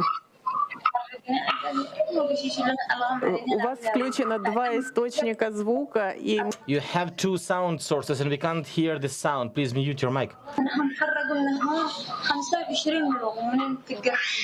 нормально. Ну, брак по звуку, ничего не слышно. هذا بساعة وقش اللوري وما عزتش أين تتجهها. وهذا جلستش خلنا نقول لك شهر نعاف جديه كان أبو ذر أجا بن عبد البنتي الله يقدر على خير. قال لهم الحق أريد أنهم أحطوا حق شغالين كنت استقلال وما حطعت رجلي وأنا بكي أصلا حركني أصابع رجلي. كان بس تعيش لعبات أصلا قال لهم بالحد الغني ضروري إنهم يعملوا لي عملية تجميل عملوا لي صفيحة مسامير قال لهم بس تعمل لنا عملية تجميل ساعة ما كانوا يقولوا يصفوا لي أقسم لنا أنا وقف البسط بالخاط من الصفر الحقي المستشفى كلنا هم مش سعروا من الصفر الحقي ألم خلص واحد بن عبد القناديل إنه ألم قلبي وهذا أبار بعدين خلونا مفتوح أقول لك خلنا مفتوح لما أتبك ترى الرجل حقي كانت تشمه قليل اللي عفن المستشفى ذيك ما نبهت بشويش ولا إني عملت لي إنني أحتاج إلى زكاة صح ولا لا ولا إن هي تقول هي إن أصلا الدولة مش تقول تجزع لك كل المستشفيات ذاك طالب الجرحى بالمرضى حقا لكن المستشفى ذيك ما عملت لي أي حاجة ولا حتى عربين. This is one of the cases that the Ukrainian doctor he signed to be amputated. 2 of her legs were amputated, and also there is kids he signed to amputated. I will let my friend, my brother, to talk about the Ukrainian and what he found when he searched about him. Да, сколько у меня времени? How much time do I have? Thank you, Mohammed. I'll try to be quick because we still have so many more people who would like to tell. So this story is creepy. When I heard about it for the first time, of course, the first story really impressed. But, you know, just imagine, say, for a person with disability, it's quite difficult to move around in Ukraine, and especially for a woman in a country where there is a civil war ongoing. It is especially difficult if you have a disability. So what questions were we supposed to answer, and how did we do that? First, who is this doctor? Question number 2, how did he end up there? Question number 3, what was he doing there? And question number 4, where is he now? How can we find him and ask him about what he was doing there and how it all happened? So Mohammed answered the last question. This doctor fled Yemen. He went to the territory that currently is controlled by the rebels. So it is quite difficult to find him. Well, this case is difficult in general because this doctor was born, studied, and spent the majority of his life in the territory that currently is non-government controlled. So it is LNR, Pervomaisk, to be more precise, Lugansk Oblast. So what was the main challenge? We first started looking into his documents. Could you please show the slide? I'm not gonna tell a lot. So we got our hands on the documents. I'm gonna show it to you, if I may. So we got these documents that he submitted to the international organization that hired him, Doctors Without Borders. We have lots of documents, but this one demonstrates what the problem was with. The main problem of this doctor is that he's not exactly a doctor. So this person who was signing documents for people to be amputated did not have any right to do so. So he sent 44 people whose hands and legs were cut off, and very probably, and most likely, at least some of them had this done to them for no reason. Because as Mohammed has mentioned, he was paid from $1,500 to $4,000 US per each amputation. He studied in Voroshilovgrad Medical University. Back then, it was called Voroshilovgrad. When Ukraine lost control over these territories, this university seemingly was transferred to a different locality in Ukraine. But all of the archives went missing, so it is impossible to check whether he really studied there and what was his major. And what surprised me, when we contacted Ministry of Health, it appeared to be that Ukrainian state does not not have a single register of doctors, where they work now, what they do. So basically, if I want to find a doctor, where he works, what he does now, I cannot do that because I was told, I'm not going to demonstrate how they responded to our request. They said if you want to find that out, you have to contact all of the 25 Oblast Ministry of Health offices and find out information about this person. So in this case, any person who studied medicine, who knows how our system works or how it is dysfunctional, can get this kind of a document. And in red here, we marked that it is fake, where this document does not comply with the proper certificate. So this is the number of mistakes in this document.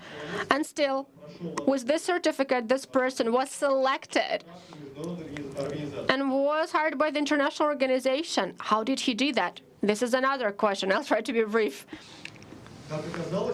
As it turned out, in Ukraine, there are organizations, the so-called NGOs, CSOs, civil society organizations, right? I keep forgetting words in Russian. Civil society organizations that are helping doctors. Just think about it. Civil society organizations, not some kind of state authorities that are overseeing and controlling something, but are the civil society organizations that, for example, are helping you to get a certificate which will prove that, yes, you are a doctor, that you speak English, even though you probably are only capable of saying, my name is Vasya and London is the capital of Great Britain. You can do that by paying enough money. And there is the price list of this organization. You can pay, for example, 3,000 Ukrainian hryvnia, and you'll get a certificate that will prove that you speak English. There is the same organization that will provide you with this kind of certificate, which will allow you to start working as a doctor at an international organization. And this investigation is not yet final. We're gonna continue that, and I hope that Mohammed will assist us with that, because I'm sure that this is not the only doctor. We know at least about 10 Ukrainian nurses who also work there, because, you know, for the nurse, it is much easier to go through the selection procedure and certification. And will these nurses really help those who are affected by the civil war is another open question. By the way, we tried to contact this doctor through his friend, a Ukrainian nurse lady who also is working there. But when he fled to the territories where rebels are, well, she's still there. So, yeah, I'm winding up. Thank you. Thank you, Fodor. And could you please tell about where can we read it in Ukrainian or in English? Oh, you can find it at Slidstvo Info. There is a shorter version of investigation, but there is a link that will lead you to the English language version by our colleagues who speak Arabic. And it is not yet final. And this organization that is helping doctors is quite interesting. So we're trying to collect information piece by piece. But this is a very funny organization. So as soon as we have something available, I think it will be very interesting. Thank you so much. Now, over to the authors about the investigation of fake passports and what is the connection between Ukrainian intelligence officers and Chaos Judge. So who would like to go first? Could you please put up my presentation on the screen? Well, I probably will start. I'd like to remind you that in the beginning of the year, I think it was in spring, early spring, there was quite an unusual event.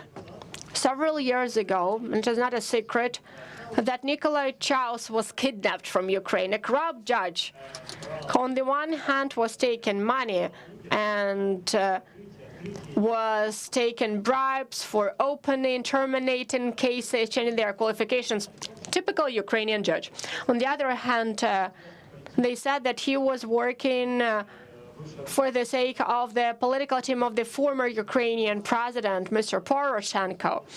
And when there was a threat of National Anti-Corruption Bureau of Ukraine, when they wanted to arrest him, So this short window when he still had his judge immunity, he was kidnapped and taken to the territory of Moldova. A very interesting adventure of the Ukrainian judge who stayed in Moldova, went to fitness centers, and I think he lived in a newly constructed apartment building with his wife. An ordinary life of ordinary Ukrainian judge.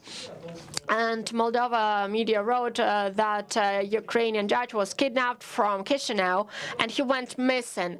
And they even added the video. And then President of Moldova and Prosecutor General and other officials stated that seemingly group of people, individuals related to Ukraine unlawfully kidnapped him from Chisinau and unlawfully brought him from territory of Moldova to territory of Ukraine. Of course, it piqued our interest because we saw some passports, interesting passports there, and we didn't know who these people were.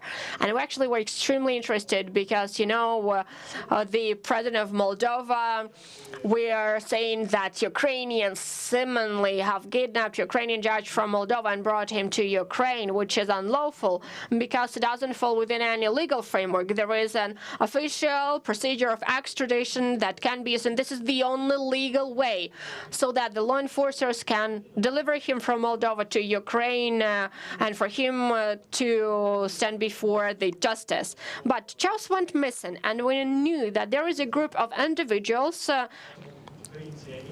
that could have been Ukrainians.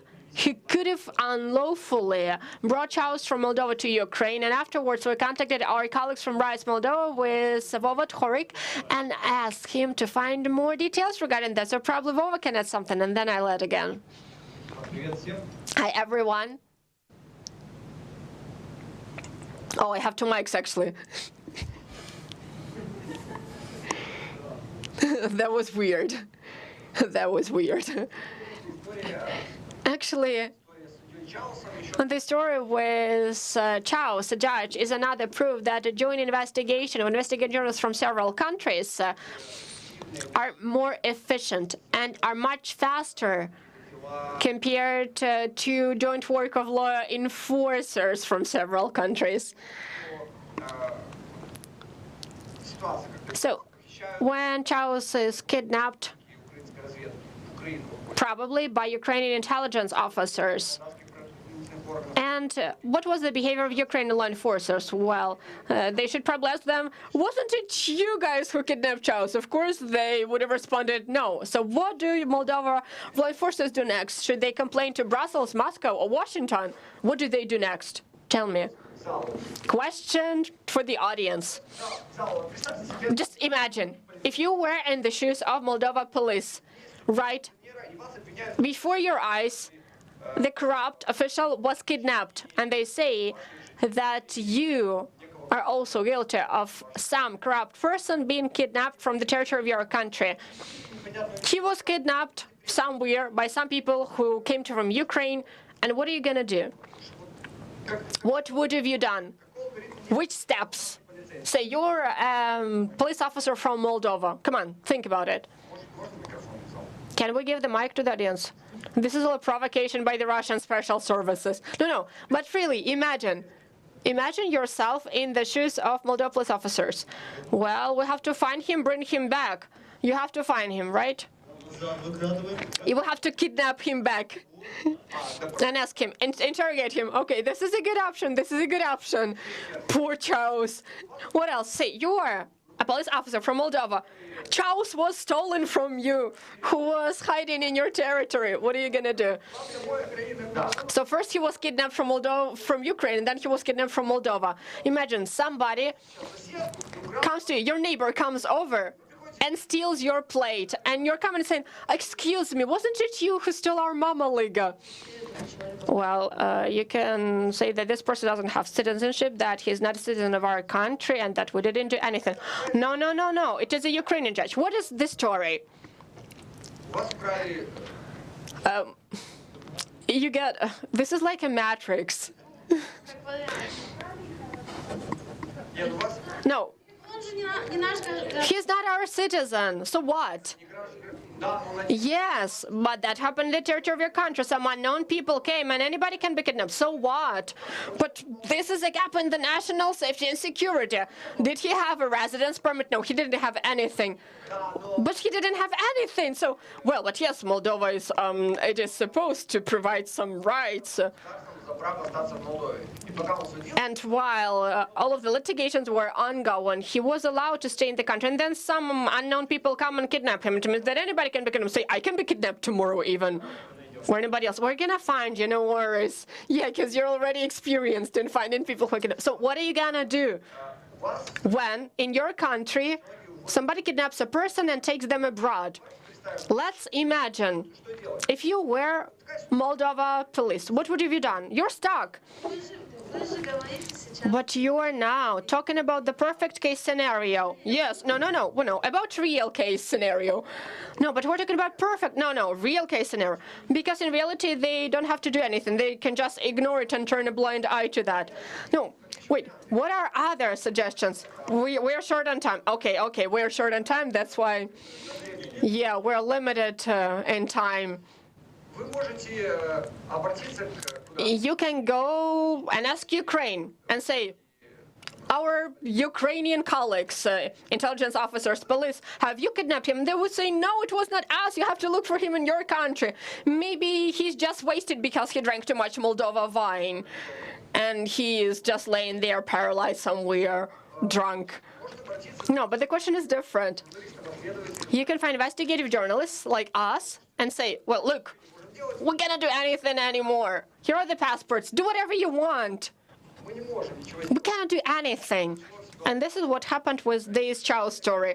So the police contact you. Well, not the police, but the source close to investigation. The source close to investigation, because police acted terribly bad. I'm going to tell you about that later. So we got our hands on 10 passports of Ukrainians. And what happened next? And I sent it to Slidstvo Info, and I said, could you please add them in your databases? Zhenya is also with us. Oh, hi, Zhenya, by the way. Could you please chime in? What would have you done? Zhenya, where is my pork fat? Because this is what you promised to me. As soon as I come back from the vacation, I'm gonna hand it over to you. I'm waiting for a package from you. When we received these passports from Rice, Moldova, one of the main characters that was overseeing the operation, we had a source close to Ukrainian Special Services who gave us his real name, because these were two different persons. I don't remember. It was Eduard Stavitsky and Andrei Kutsenko. Yes, and Andrei Kutsenko was his real name. And then Nima said, well, this Eduard Stavitsky, the name of the former minister when Azarov was the head of the government, and the authorities helped us. Then we used various databases and social media. We had only 3 days. Dima, I, and a journalist from Slidstvo Info, we just stayed at work because we were looking for these people, we were looking for their family members. And the thing that shocked me the most is the quality of work of our special services, and namely the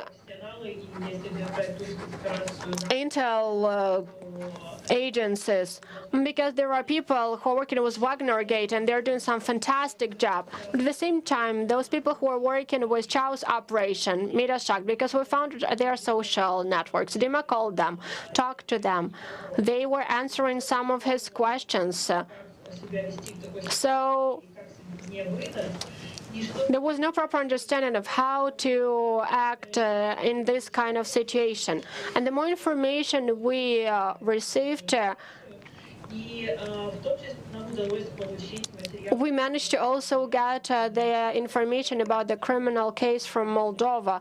That was after our main investigation was published.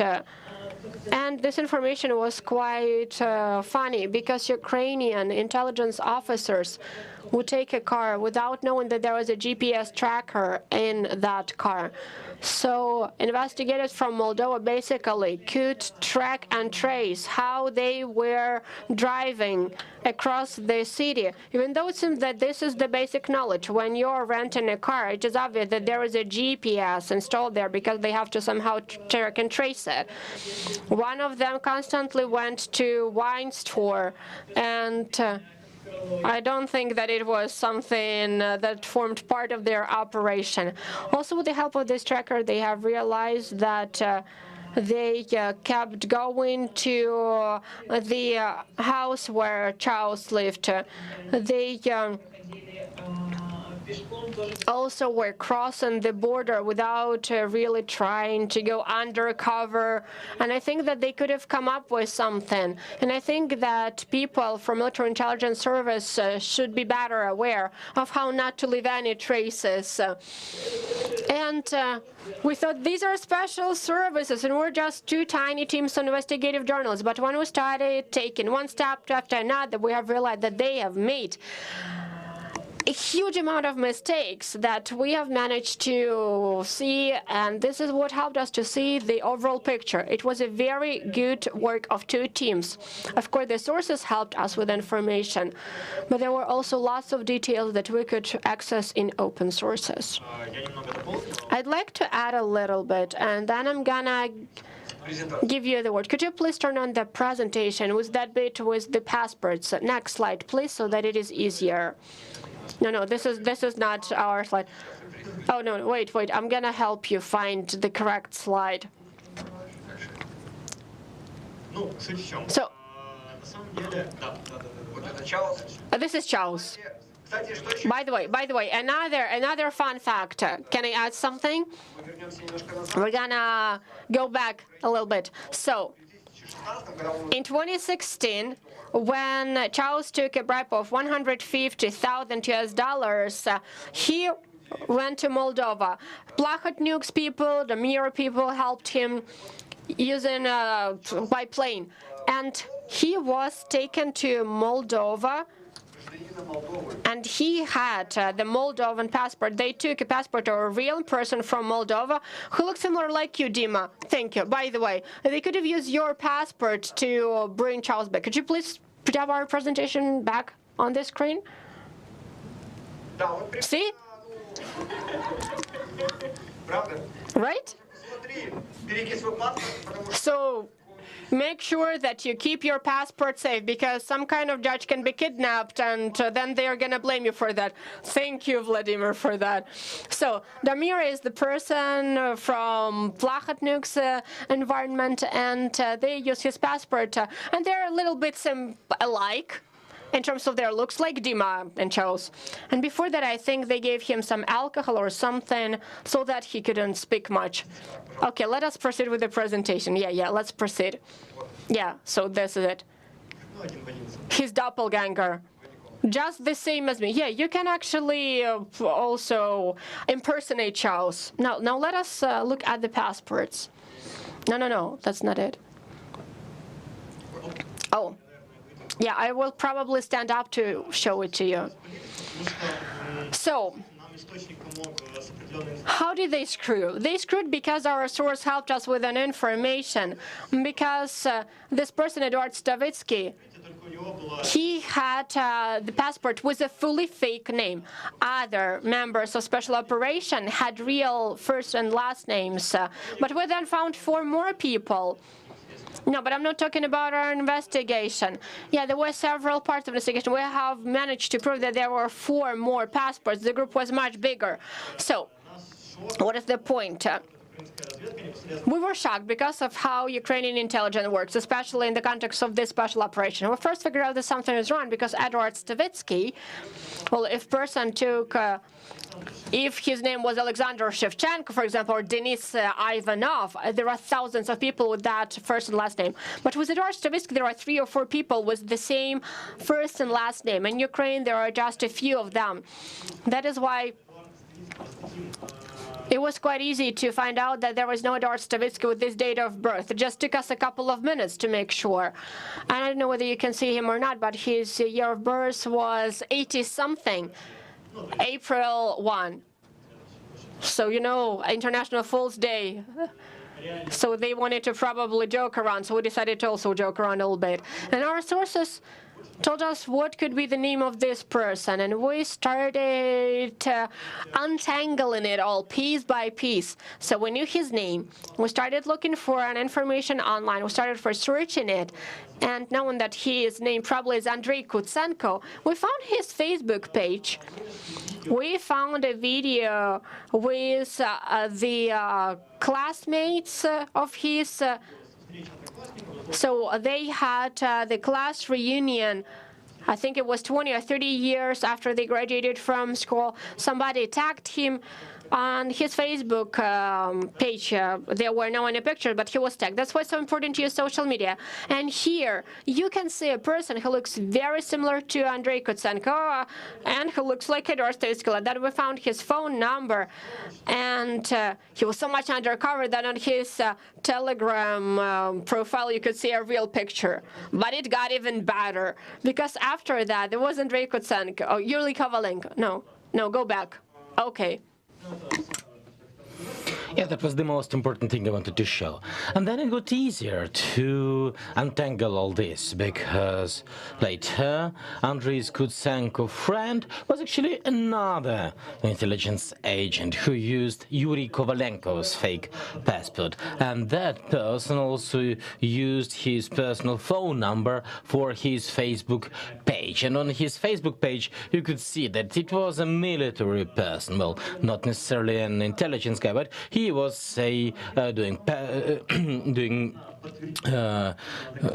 parachute jumps from a military helicopter, and we wanted to show that these people are actually military intelligence officers. So we turned to a source who has access to the bank information and pension reports. And actually we saw that when these people were filing their pension reports, they said that their place of employment is Electric Street 33, which actually is the headquarters of Ukrainian military intelligence. So, well, not too much these guys. And, well, the most ingenious thing was when I started just calling these people. Well, as far as I understand, the video, we can't show it because the streaming can be blocked. But when I called Yuri Kovalenko, and I understood it's my only chance to ask the question, the person actually confirmed that he was in Moldova on that day, and it's just a wild coincidence that he was crossing the border on the very same moment when Judge Chaus was transferred. And when I asked if he is a military intelligence officer, he didn't say yes or no. He said, I cannot talk about this, let's meet again and I will tell you everything. Well, of course, he didn't want to talk to me again, but it just shows the level of training Ukrainian intelligence officers have. In order, yeah, so how did you find the passports? I couldn't understand. How did you get the passports? Was it a leak from the sources?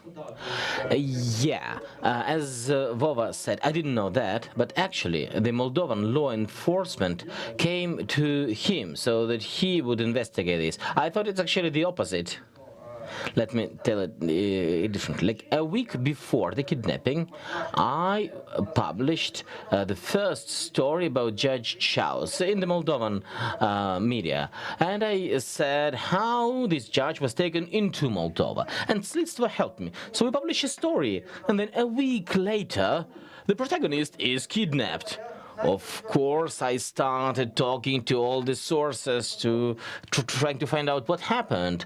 And I can assume that the law enforcement bodies in Moldova, when they saw that, well, it must be some law enforcement body of Ukraine, and they understood that they won't get anything.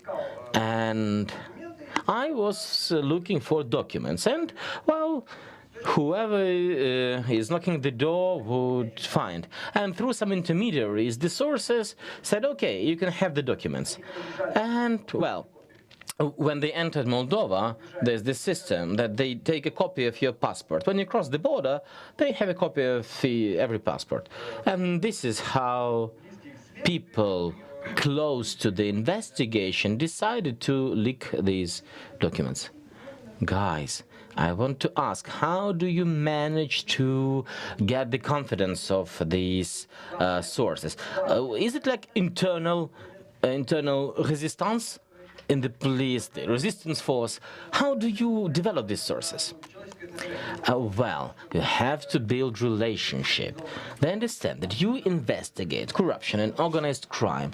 And when you investigate organized crime and corruption, your stories, well, they are being watched. There are people from the law enforcement who read your stories.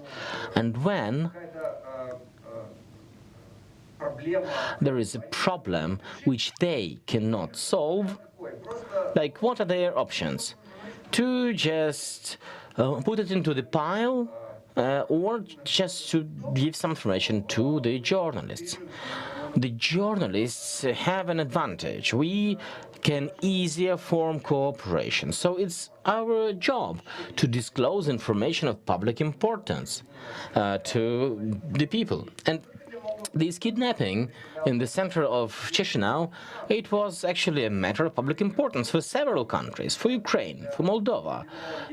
Well, you see that when people just get kidnapped in broad daylight, so they wanted to contact you. It's not they who contacted us. I was asking people, and they kind of saw that I was asking, and they said, okay. Yeah, but the matter of developing sources is a long and complicated story. I think it's a story for a different panel. I can just say that quality sources, like in order to get quality sources, it takes years sometimes to find people, to make it clear that you're independent, that you do not work for an oligarch, that you do not publish paid-for articles. It's difficult. But if you manage to convince this person that you're an honest journalist, that you that for you the interests of the public is the most important, then of course you can have this relationship and you will have this source for years. Could you please put up my presentation, my slides?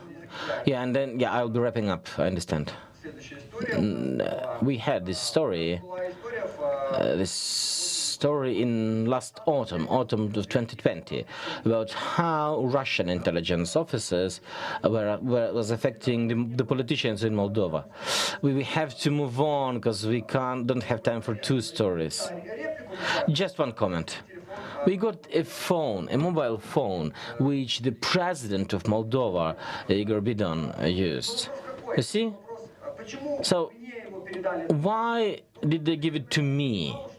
I think somebody understood that I would be able to verify the data because we do cross-border investigations for many years. I could contact my Russian colleagues and I could verify that it was a real phone. And we published this Kremlinovich project. This was the nickname the president chose for himself in the secret chat. It was his nickname when he talked to other politicians and law enforcement. So why did they come to me? Because they trusted and they understood that I'm following the standards of journalism. Yeah, now I stop doing self-promotion. Yeah, this half an hour of self-promotion, and I can continue talking about our investigation and about our cooperation with Valeria Igoshina. There was a question, I see. Could you use the mic, please? We have 20 more minutes. Switch it on, please. Yeah, is it working? Yeah. So I wonder, have you had this idea that somebody could use you to kind of to throw some dirt? So they give this they leak this information to you because they would benefit from it. I'm just thinking, like, do you have this thought when a source leaks information to you? What is it for them? Yes. Of course, people benefit from acts of other people. If I publish something, somebody can benefit from it. But if the public benefits from it as well, I mean, if there is something in it for the public, then I think this is the answer. Yes, some people might benefit. Yes, somebody's rights might be infringed, like this president, but it's a matter of public interest.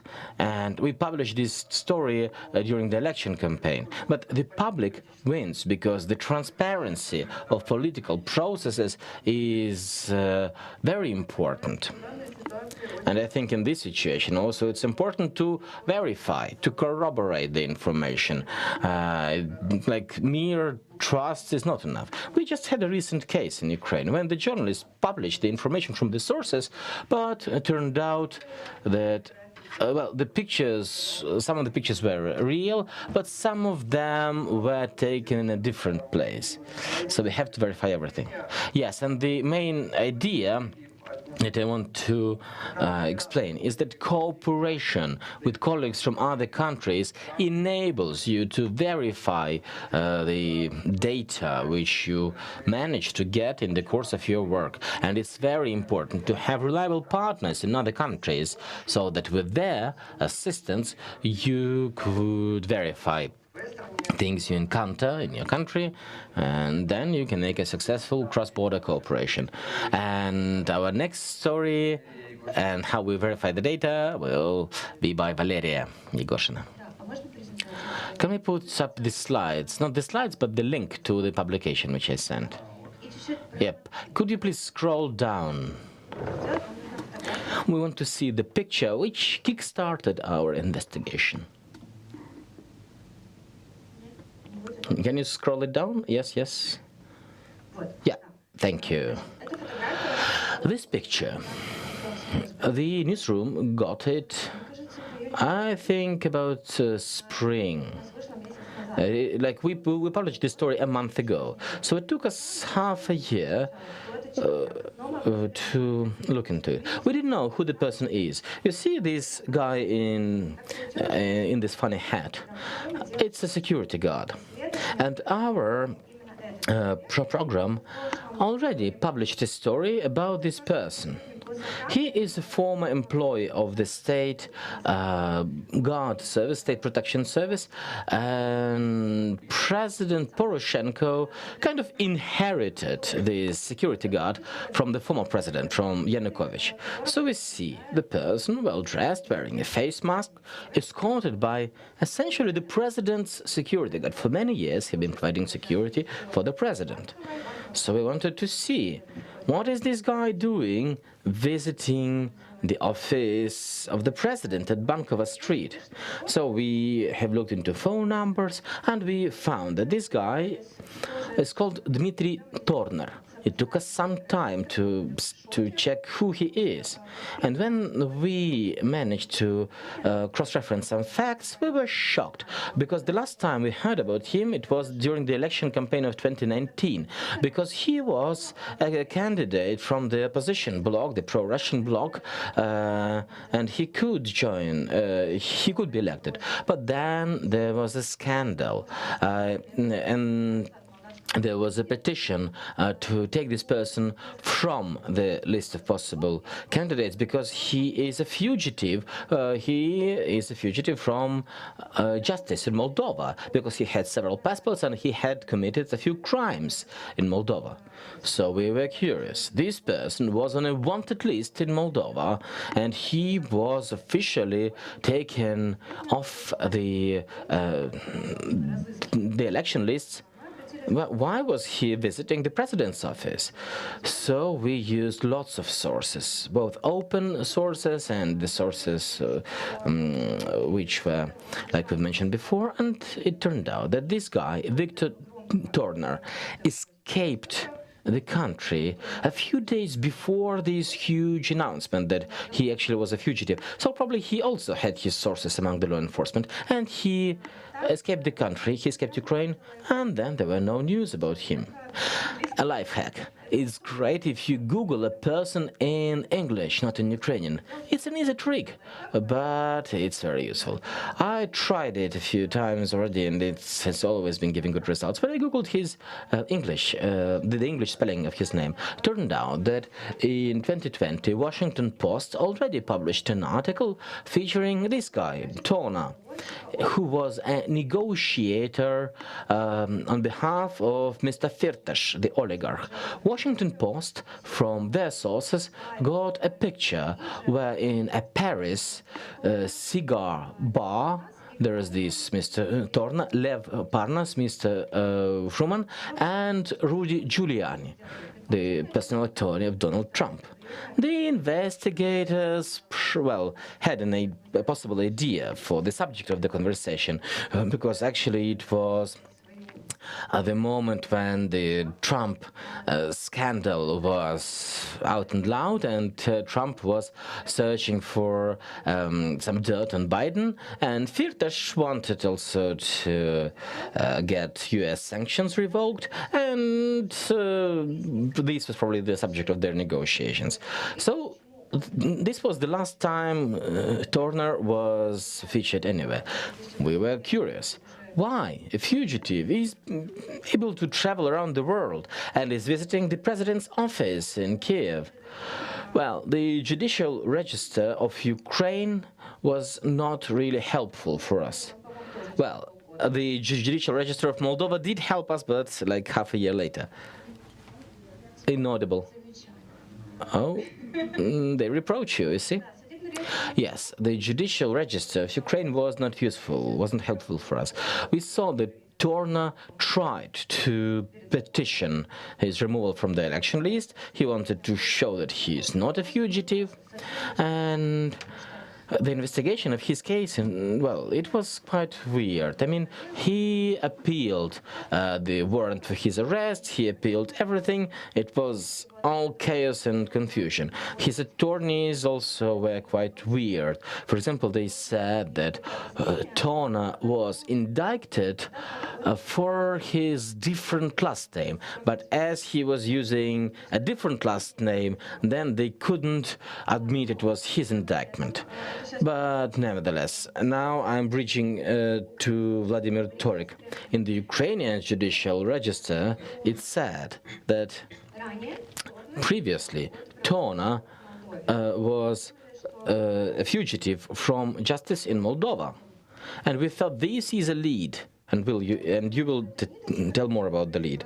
So we thought that this is a possible lead. We were digging all possible information, and we managed to find his woman. Well, it actually was a cause of confusion for us, because we thought that this is a negotiator with Firtash, but actually his woman was quite a public personality. I think she took part in a beauty pageant, I think Miss Universe 2016. She also was a wannabe singer, and actually now I think she publishes a media, and she gave an interview to her own media, and she said that, well, her husband, he's a very respectable person because he works with nanotechnologies, peptides, and he's inventing a cure for cancer. I mean, all that was quite confusing. You're kind of looking into a fugitive, and they tell that this person is inventing a cure for cancer. But the same woman actually led us to Moldova, because I was researching her and I saw that they divorced in 2018. So that divorce, first of all, brought us to Moldova, and secondly, it gave us data about the possible new identity for Tona, which he can use. Because in the divorce papers, the court decision said that he he petitions the court to give him his premarital name, Bondarenko. Of course, he never had this name before the marriage, but this was probably his new identity. So we were talking to the law enforcement officers, both officially. I sent like a ton of requests for information to the prosecutors, the special services, and they referred us to Kirovograd. Somehow, and our informal sources also tried to help us, but they couldn't understand what is going on. They couldn't understand what was the outcome of the case in Moldova, and if this Torner is on wanted lists in Ukraine. I mean, there were so many variables in this story. So then we placed a phone call to Torner's lawyer. Hey, this is actually another advice. It's even easier than Googling English. The attorney actually was willing to talk to us. He confirmed that all the cases against Torner in Ukraine are closed. So then we wanted to find why were they closed. Then there was another weird thing. So it turns out we can prove that he used fake identity, but the law enforcement bodies couldn't. And he was actually suspected of forging passport documents and crossing the border illegally. But the case was closed in a funny way. Turns out there was a petition from his relative that apparently there was fraud. It was then joint. I mean, the cases were merged because according to Ukrainian law, the cases against the same person can be merged. The investigator says there was no fraud and the case was closed. But, well, nothing was said about these fake identities. So in this way, we found out that he was taken off the fugitive list, the wanted list, the cases were closed, and this is how he could re-enter Ukraine. What was the subject of the discussions in the president's office on behalf of Firtash? We can only assume. But we saw that now Firtash's businesses are actually going very well in Ukraine, even though the government officially says that they go against oligarchs, but, well, his businesses are flourishing in Ukraine. I don't know if I have to explain. Do you know who Firtash is? Oh, yeah, quite a few people don't know who Firtash is. Firtash is a Ukrainian oligarch.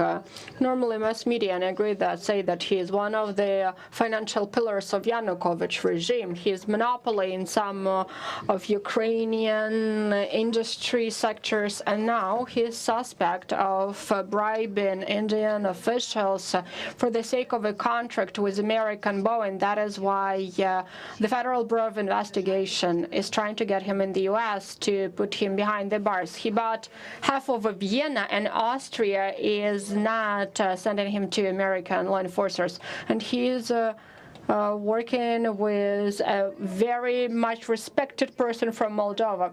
And he has some of Moldovan background. And we're working on this investigation, that is why I was asking Horik to send the request, because he couldn't do that for 3 months. That's true, I admit. And we had 2 questions. First, what did he do in Chisinau? The second question, how did he get out of Chisinau? And question number 3 is that he divorced with his wife while being in Ukraine, but as we have found out, he remarried her a month later in Moldova and got a new last name again. Yes, over to you. The question is inaudible. You mean the bodyguard?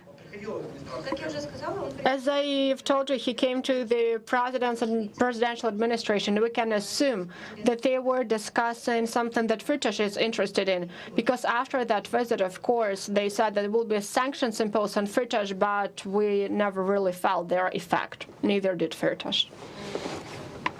We have just 3 minutes left. Yes, I just wanted Horik to tell about everything he managed to find out in Chisinau after sending the request 3 months later than I asked him.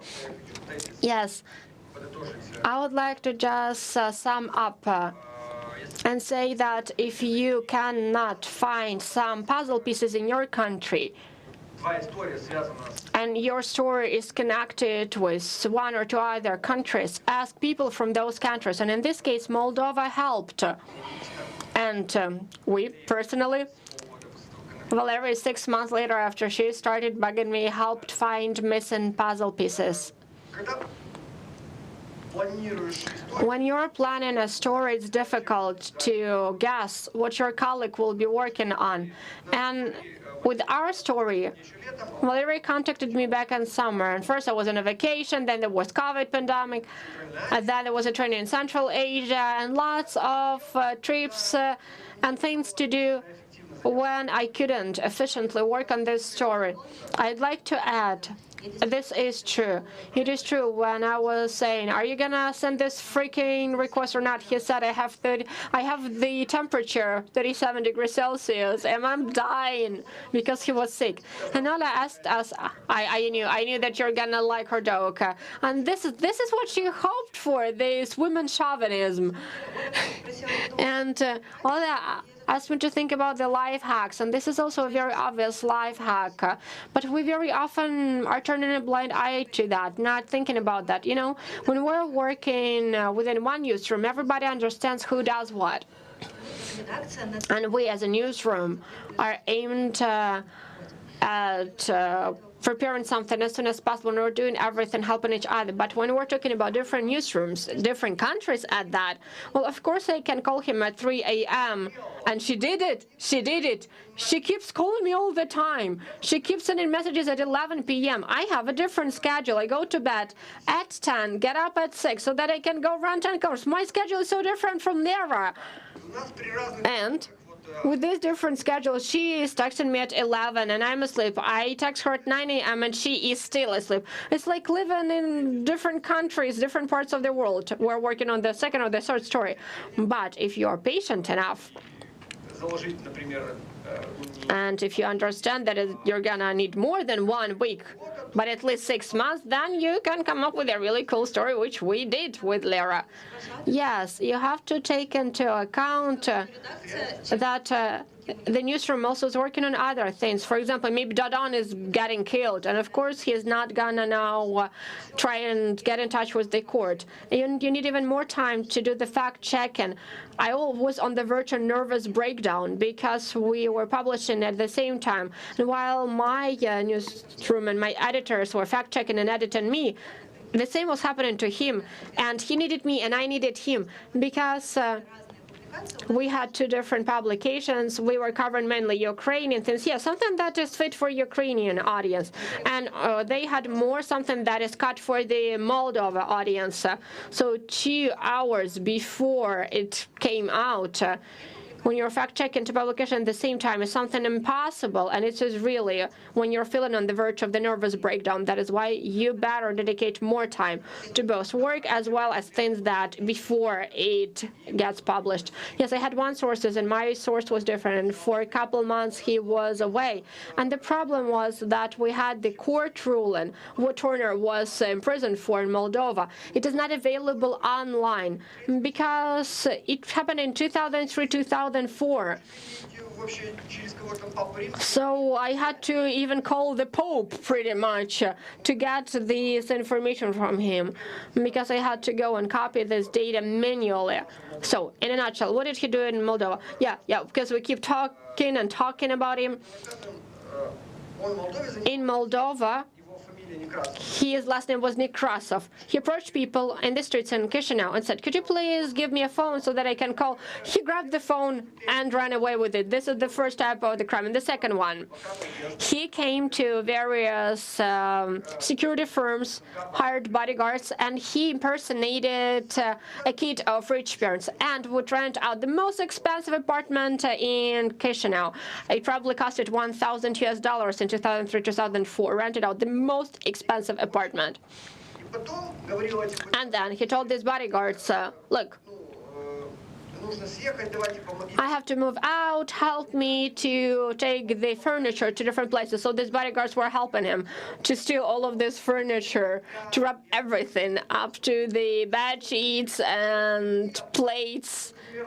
And probably the only thing that he left in this apartment were the wallpapers.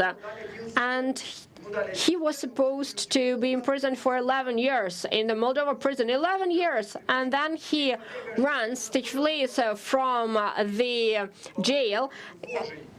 He gets married with his lawyer. He changes his last name. His last name now becomes Bozhy, which is literally translated as godly, and he flees.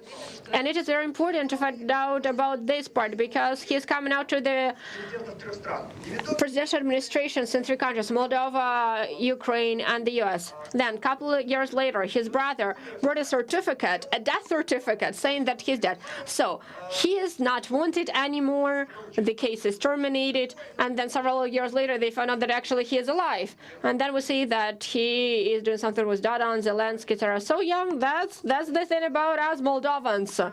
So if anything goes wrong, you can always contact us in Moldova. We're gonna help you. And this is exactly what our colleagues from Schema did. Yeah. So this is how you manage to find information. Thank you so much for your attention.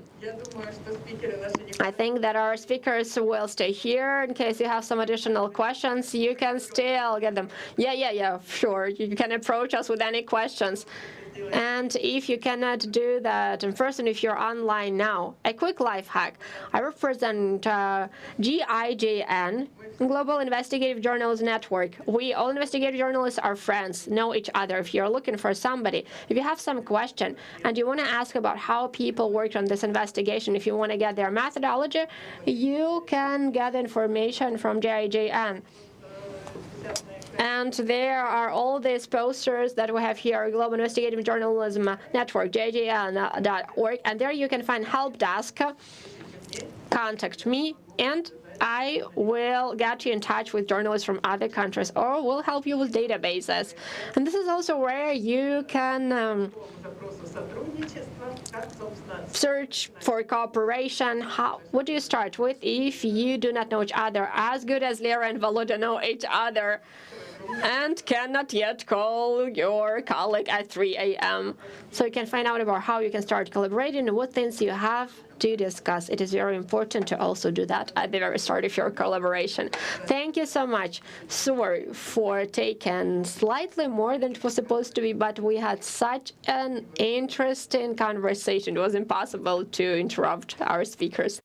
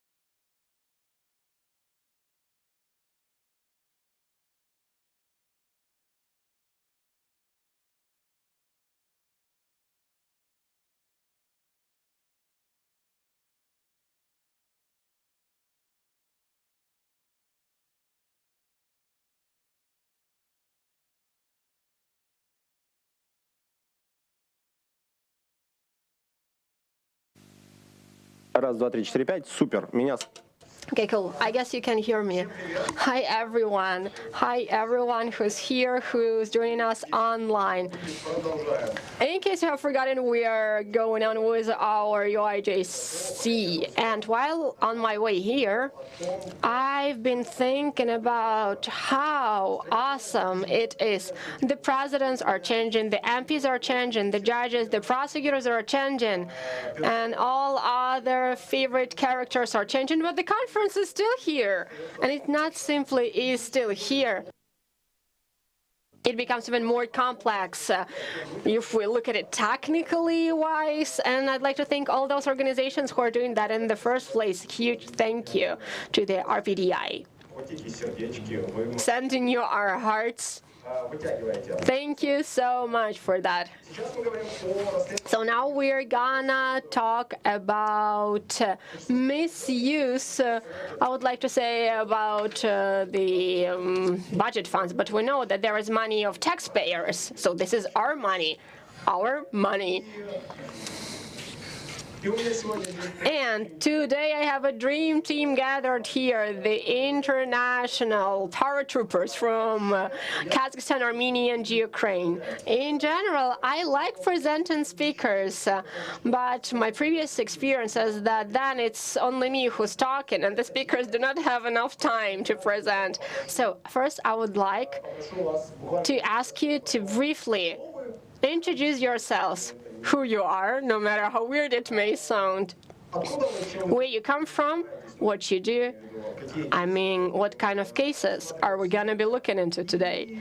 And next, you will present. That work?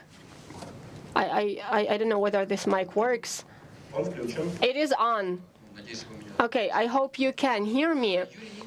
My name is Yuri Nikolov, and I represent Nashi Hroshi, our money website, and we have been following the money that has been stolen from tender procedure starting in 2010. And we probably are the oldest website that is dealing with tender, corruption, that has to do everything with antitrust, macro corrupt deals. We're looking into numbers and figures. So we are not about how people interact with one another. We're rather about how they are stealing money from the budget.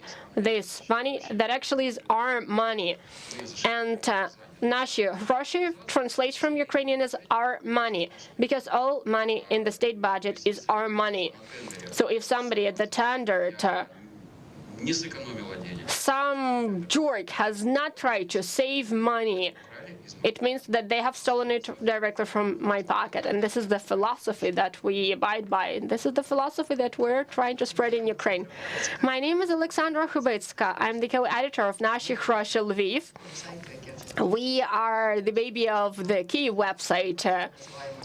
And even though we're called Nashi Hroshi Lviv, we also write about corruption in procurement in 4 oblasts in western Ukraine. I don't have anything to add to that. We are following how our money is being spent, but at the regional level. Thank you. Hi, my name is Christina, and I represent HETQ from Armenia. We are publishing online newspaper. It's called HETQ, and we are doing any type of investigations that have to do with corruption. Thank you. And we also are supposed to have Nana with us. Oh, hi, Nana. I can see you. Can everybody see her? Nana, could you please introduce yourself briefly? Hi. My name is Nana. And I'm from Media Initiative Foundation that is doing corruption-related investigations. This sounds quite general. So everything that has to do with money, people's money, is something that we focus on. Thank you. And now let us jump into discussion. We have started our discussion actually before the panel discussion kicked off, and there was no one answer to the question that I'd like to raise. Maybe we're going to get some answer by the end of this panel discussion. So, using the money in non-targeted manner all the time. The life is making us think about this phenomenon. If you're not aware, about 2 weeks ago, the president of Ukraine, Vladimir Zelensky, decided to celebrate the anniversary of head of his office, Andriy Yermak, having used the state-owned residence, using helicopters, buses, cars that are owned by the state, as well as the security guards that work for the state. And according to the protocol, they are supposed to protect president 24/7, even when the president is going to celebrate the anniversary of the head of his office, which is not some kind of an important state matter and does not impact the well-being of citizens of Ukraine. They are still following him there. It means that money is spent at least to buy fuel, at least to pay for accommodation, pay per diem. So this ends up in quite a large amount. But talking about the lawfulness, well, it is lawful because the president had the right to do all of that. So probably we should look at it from the point of view of misusing money of the taxpayers. So could you please think about it while we are making our presentations? And probably I do not have the answer to this question, whether this is misuse or not. Or maybe this is something that is happening everywhere. Let's do it in the same order. So Yuri, you go first. Here's the mic. Well, I will start with the biggest pile of money in history of Ukraine that I believe has to do with misuse of funds. This is the money to repair the roads, which formed part of the coronavirus fund. And I hope that they will have to pay for that there will be some kind of punishment that follow this. But what did I come across? And I am one of these journalists who, for a while, on their own, were trying to cover how Ukravtodor was spending money. And what did I come across? That many colleagues of mine do not see it as a misuse or something non-targeted or incorrect. Last year, when the pandemic broke out suddenly, it was sudden for the entire planet, Ukraine was among the global leaders in terms of the percentage of money that was allocated to repairing the roads. I'm going to put it nicely, politically correct. The thing is that initially $2 billion were reserved to tackle the pandemic, because in the very beginning of pandemic in March 2020, nobody knew about what it is going to turn into. Nobody knew, because it was the first lockdown only. It was scary. It was unclear. But even back then, it was obvious that, of course, we need to buy pills, ventilators, and other stuff for hospital, because when the person is dying, they do not care even what do the walls of that hospital look like. They just don't want to die. And then our authorities have allocated $2 billion. But then, when everybody relaxed more or less, they adopted a law which said that 50% of the COVID fund should be aimed at repairing the car roads in the country. So, as Marx righteously said, it is legal. But it is not that it is unethical. This is silly. And I think that word misuse fits really good here. It was called the COVID fund, but the PR department of the presidential office said, well, this was a misunderstanding that we called it COVID fund. We should have just presented it in a different manner. So they simply wanted to use it as a PR. And now this is why we're here, to talk about misuse of funds. What is the goal? What is the objective? To tackle the pandemic, or fighting for enriching those people who couldn't get enriched earlier? The international partners helped us, and we closely followed the story thanks to the grant money. And we have realized that during the COVID tenders by Ukravtodor, Ukrainian road company, that the money that was taken from this fund for road repair, they said that it will be 35 billion out of 60. And we have realized that the prices were huge. I am a journalist who have been dealing with procurement for years now, and I know that the main issue here, I don't know whether it's the same in other countries, but in Ukraine, is that you have to convince the audience that this is a bad price. You have to prove that, dude, 10 hryvnia per bottle of Coke is a terrible price. Because, you know, somebody who keeps buying Coke that costs 15 Ukrainian hryvnia, he'll say, no, this is an okay price. And you have to prove that you can buy it 5 hryvnia per bottle. And we have this problem of proving whether this is a market price or not, because our state started hiding all of the price lists. And you know, sometimes this is ridiculous. Together with Vitaly Shabunin Center for Countering Corruption, our well-known organization,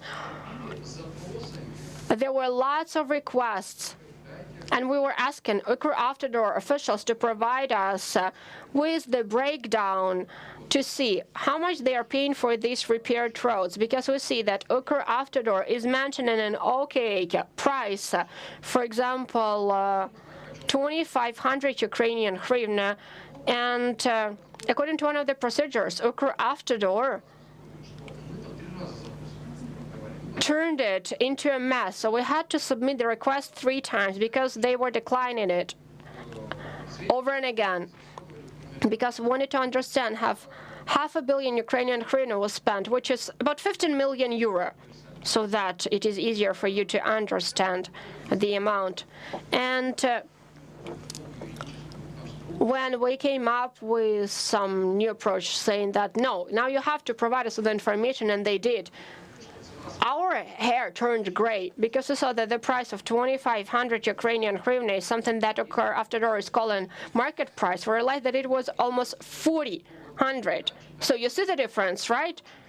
Some saying that 4,000 is more than 2,500. And it is produced at the same production facility. We're not using Rotterdam Plus. It doesn't have to travel the world. There is no some terrible cost. So it is a corrupt scheme. And it took me 2 to 3 publications to explain it, that it was artificially inflated. So I think there was the 20% of profit margin. I'm just calling it profit margin, politically correct, but it can be anything. It can be, and we don't know how exactly they have spent this money. And NABU started a proceeding regarding this tender. This case was registered, and unfortunately, this is when we stopped winning.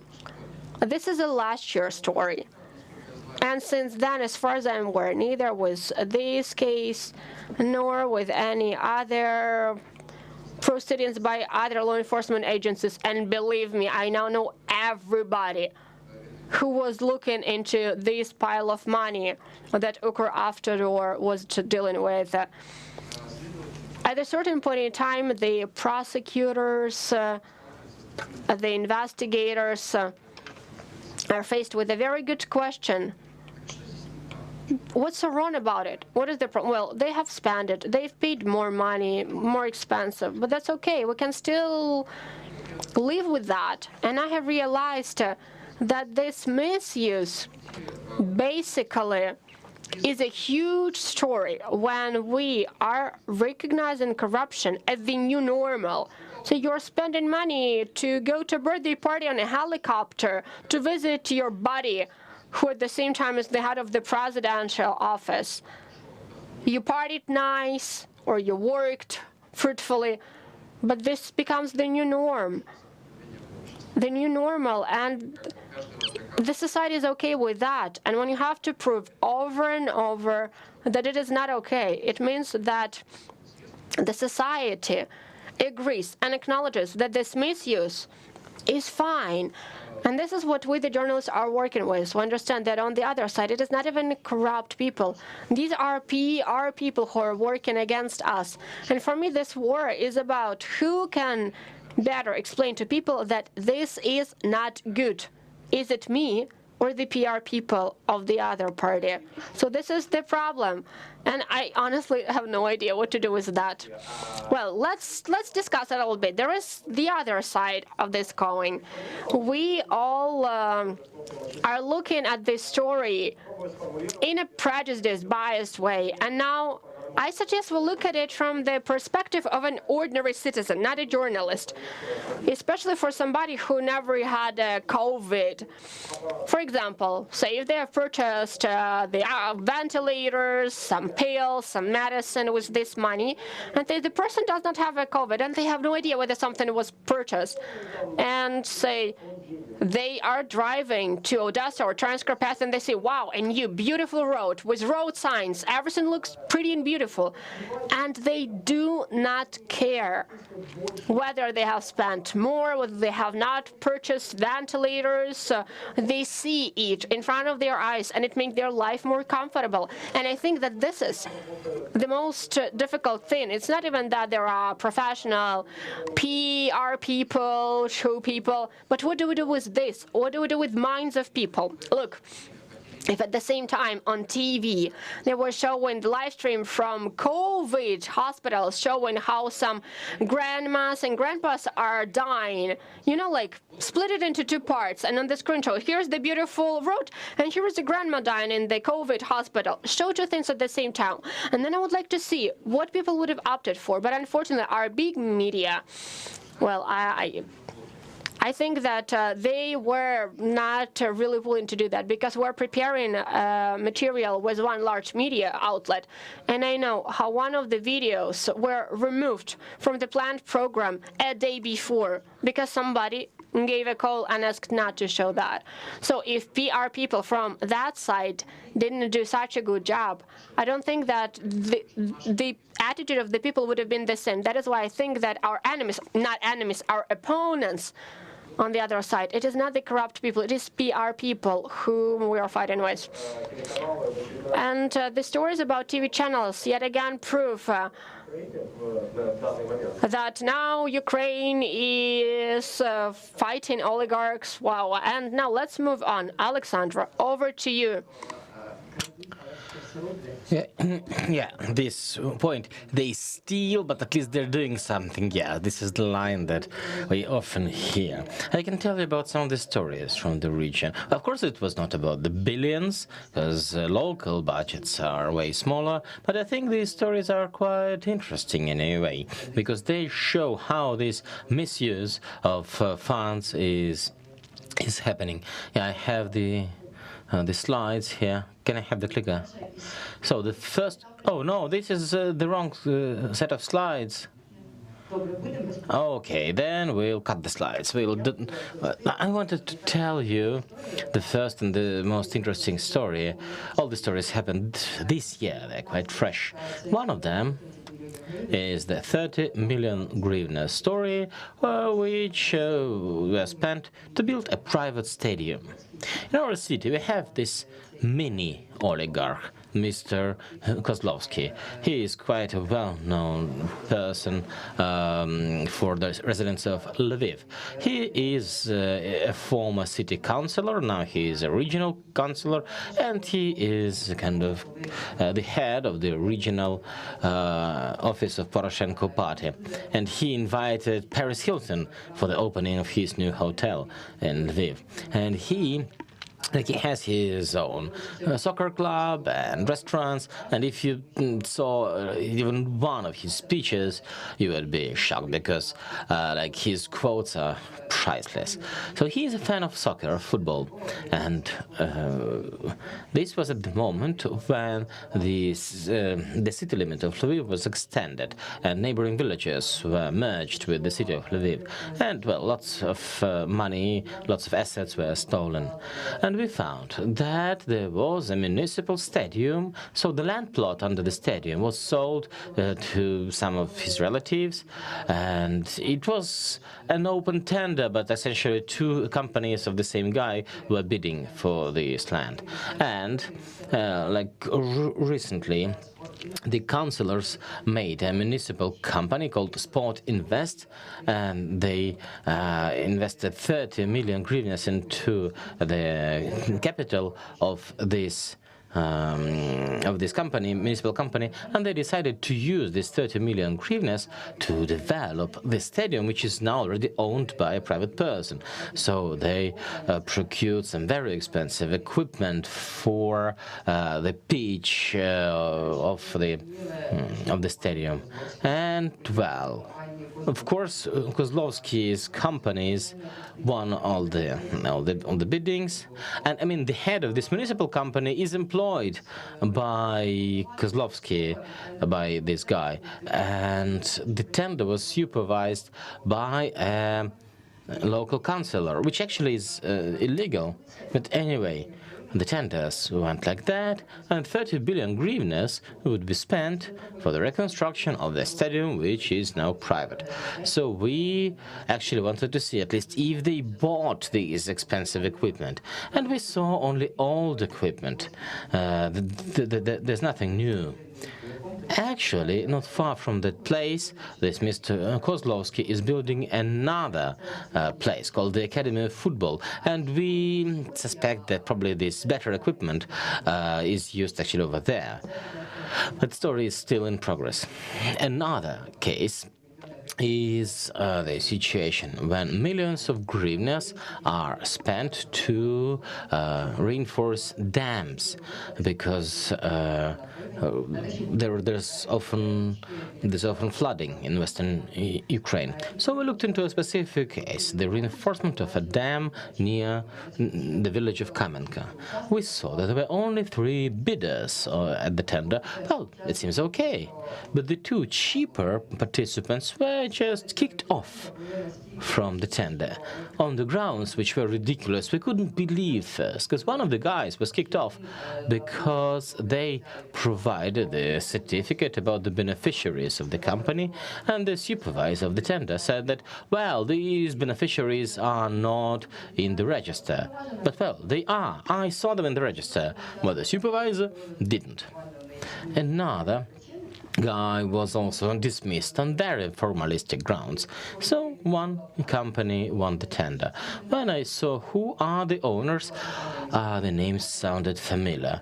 The company was owned by a local councillor, and actually it was actually the very same place. I mean, the dam was reinforced in the very same place where that councillor is building a hotel complex.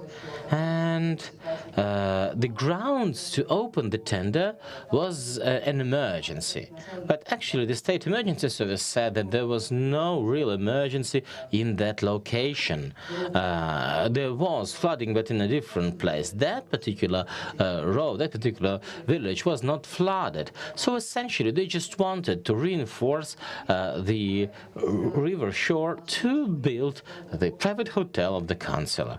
Luckily, the money has not yet been transferred because they need to undergo this environmental impact assessment, and they have this waterfall nearby, which is quite a tourism site for the locals, and any changes in the river line could be a threat to this waterfall if the current changes. I mean, the environmental assessment was one of the key documents for this tender, but it hasn't been made, so the tender now is paused. And currently it's just the situation is kind of frozen, and I hope that they would not be able to fund that particular site. And to conclude, I want to add an ironic and funny story. It's funny because it's about a small amount of money, 100,000 hryvnias, but still they were misused.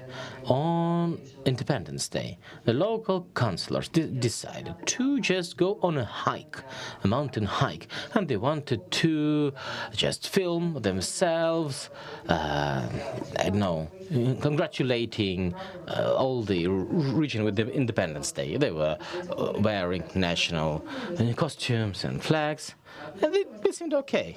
But actually, after that, they had what was called a concert, quote unquote, and this was written in the budget as the cultural event. We are 30, which is the 30th anniversary of Ukraine. And essentially, it was a celebration for them when they just went on that high. And it was not an actual concert because it was private entertainment for them. So why did they actually pay these 100,000 hryvnias? It still is a mystery. Let me also add a bit of this helicopter view about the first story, about Kozlovsky, this guy. Of course, like Kozlovsky is a celebrity in Lviv, in that region. But actually, in Ukraine, there are still discussions about the biggest manufacturer of forged cigarettes, you know, which do not have the excise label. Previously, it was Donskoy Tabak factory. And actually, there's a direct breach to me. Sasha said that this Kozlovsky owns a football club. He is the vice president, and actually the vice president of this club is the head of the biggest contractors of Ukrainian highway repairs company, Ukravtodor.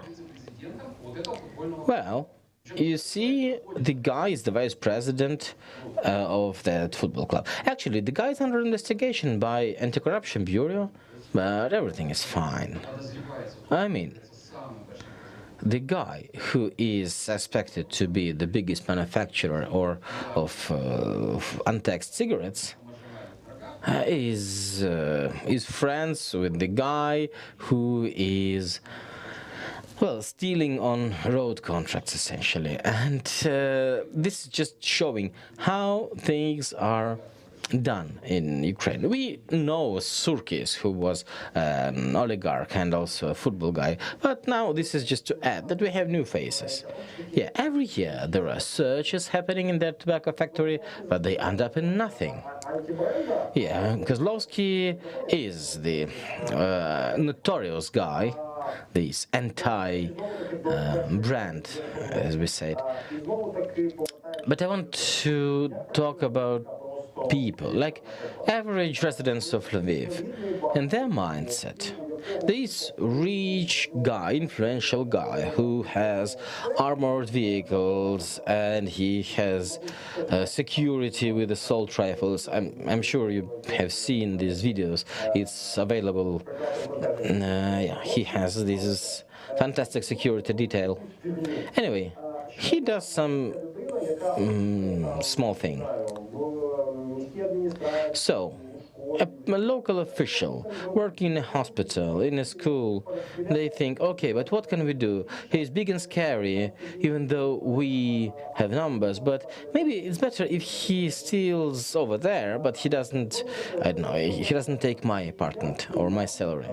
This is a big problem. How we, as media, can counter this fear? How do we overcome this? How do we convince our audience that, well, changes are needed?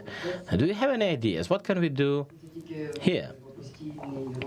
Well, I think being vocal when we explain to people why corruption is bad.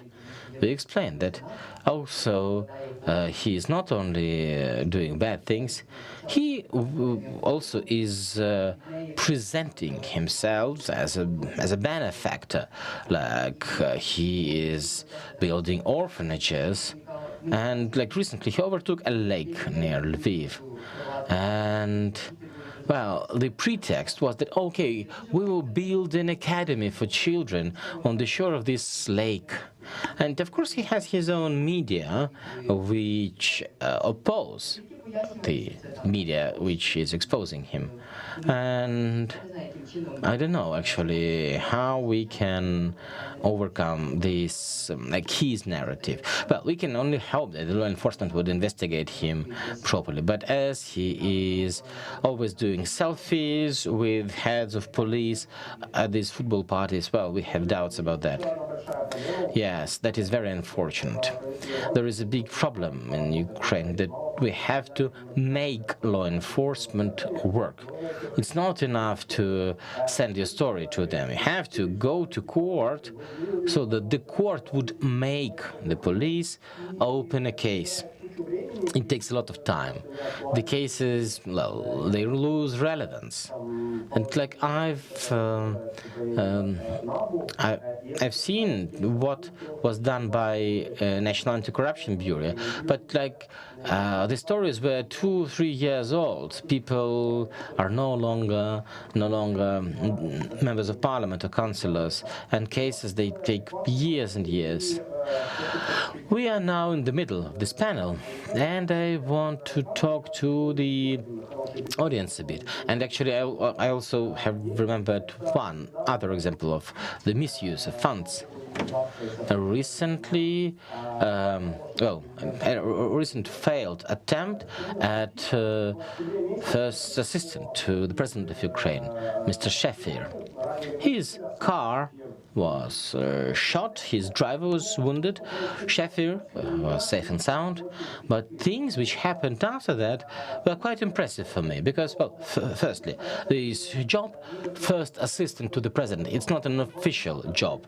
He's like a volunteer. It's like president's friend helping him. They invented this special position for him.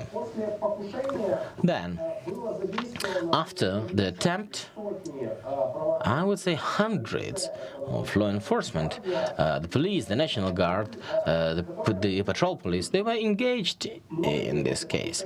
And for many years after the attempt, they terrorized the drivers of all vans, all large cars which were on the roads of Ukraine in the vicinity from the place of the attempt. Like big companies of soldiers, they cordoned the highway. They were searching for the evidence. Mikhail Tkach from Ukrainska Pravda was filming all that.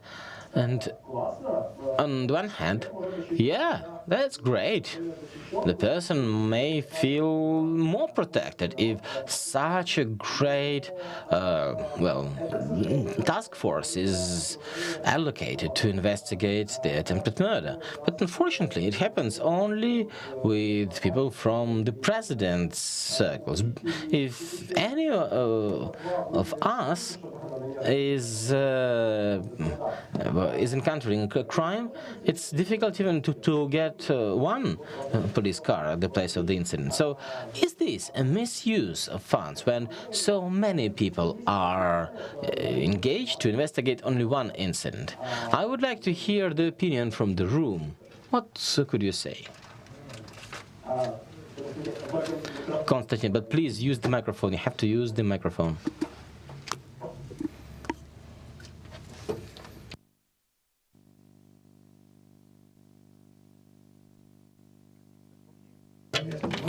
Well, I think, of course, this is the typical example of the Animal Farm, Orwell's. All people are equal, but some are equaler than the others. Yeah, I mean, it's legal. It's not illegal. But the level of scrutiny they have for Shefir's case shows that, well, there are people of two sorts. Some are equaler. Yeah, I had the same opinion, but would anyone add to this? I would. There was some misuse, but it was in a different thing. Every year, the owners of guns in Ukraine, like, they have to have sample cartridges in the police. And all over Ukraine, the owners of the hunter's version of Kalashnikov. Well, it just doesn't have rapid fire mode. Well, all the owners of that rifle in Ukraine, which officially registered their rifles, they were questioned, they were interviewed by police, and usually it was just it wasn't making even sense. Like a local district police officer came to every owner of such a gun and was asking, "Have you shot the gun recently?" "No, I haven't." "Okay, thank you, bye-bye." This also probably is a misuse, right? Well, we cannot say that, yeah, this is just the problem with this new government, but if you're as old as me, you can remember the case from early 2010s when a snowball was thrown in a group of MPs from the Party of the Regions, and the subsequent events shocked me because police quite easily identified. They used cell phone tracking, and they identified all the people who were at the square in front of that city council, and each of that persons has been later interviewed for several hours. The police tried to find who threw the snowball. Like, I personally spent 2 hours there. The police was trying to find out if I was that evildoer who threw a snowball in a member of parliament. I mean, it's like hours of work for the police guys, for the investigators, for the analysts who analyze the cell phone information. But yeah, nothing changes. Yeah, once again, I've been speaking too much and I wasn't given the floor enough. I would like to give the floor to Christina. First of all, you've heard the examples from Ukraine. Can you provide some Armenian overview? What is similar or what is different in, I don't know, in corruption styles, I would say? And if you could present your case as well. Everything is similar, really. The corruption is corruption everywhere. It is the same everywhere. We also have people stealing from road construction. We have like everything you've mentioned is present in Armenia as well. And we have people close to... The very close friends or relatives to the politicians are usually involved in these cases. So the scheme is the same in our country as well. Regarding to my presentation, it's a bit different than yours, but this is not the misuse of public money, but this is about how not to pay to the public funds. So I have been working for the Investigative Reporters website since 2008, and mining sphere is the main field I am specialized in. And last time when I was looking for some metal mining in the list of the Armenian mines, I found out that there is a lot of mines in Yerevan. Yerevan is the capital of Armenia, very small, not so very small, but small city comparing with Kiev, Moscow, or other megapolises. So I was shocked how many mines are there in Yerevan, and I started to investigate this field. There are 23. How to? Okay, thank you. Does not work.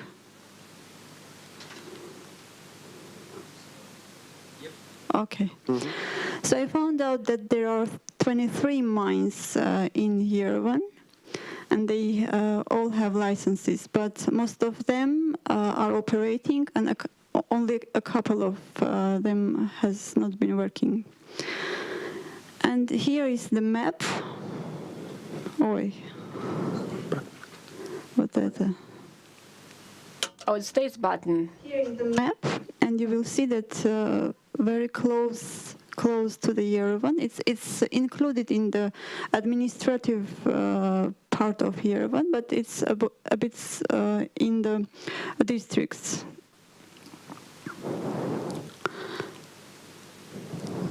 Okay, so what I found out during my investigation, that most of the mines are exploited without observing the minimum rules and standards. Some of them are even illegal since they do not have land use contracts. What this means that every mining company should sign a contract with Yerevan municipality to use the land where it is going to extract basalt or other type of mine. And if there are 23 mining licenses, 13 of them has no agreement with the Yerevan municipality. So this is the misuse or not paying the money to the public funds. And I also found out that some of them are in forested lands, which means that they destroy the forest lands and do mining activity. And a fourth thing that was exposed by the investigation, that most of the mining companies are related to the either former or nowadays government officials. And they easily acquire mining rights and carried out unsupervised extraction. I will show some of them. This is the cemetery in Yerevan and the mining area. And there is no separation between cemetery and mining area. Yes. And here you can see this is the border of cemetery, and the next side is mining area. And you can also even see the stones in the cemetery, which destroyed usually the borders of each cemetery. Here it is.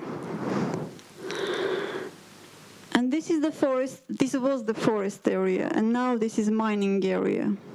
And the company acquired this land to improve it.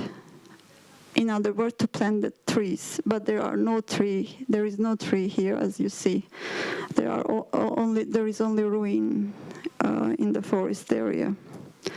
And this land was not purchased, but taken to the industry in 2012, and neither government or Ministry of Environment, no inspection. Environment, there is a special body, inspectors, that should supervise the areas. They didn't find any illegal thing during their investigation or supervision. So only after the publication we did, they sue the company for the misuse of this land. The case is still ongoing. This is another area, again in Yerevan, and this guy is one of the owners of the license, and he has no contract with Yerevan municipality. This is one of the smallest mining areas, as you see, and there are a lot of other largest areas. This guy has to pay about $25,000 each year only for this land. He has another mining area in other region of Yerevan. And if we count from 2007, it is already 4 years. It's about 100,000 US dollars he hasn't paid to the public budget, to the Yerevan municipality budget, only for this area. And if you count that there are 13 companies, and this is the smallest and they are the largest, we can say that thousands of US dollars have not been paid to the Yerevan municipality budget. So relationship with the officials. As I already said, that most of the companies are related to the officials, previous or nowadays. For example, one of the companies is owned by the former Special Investigative Service General.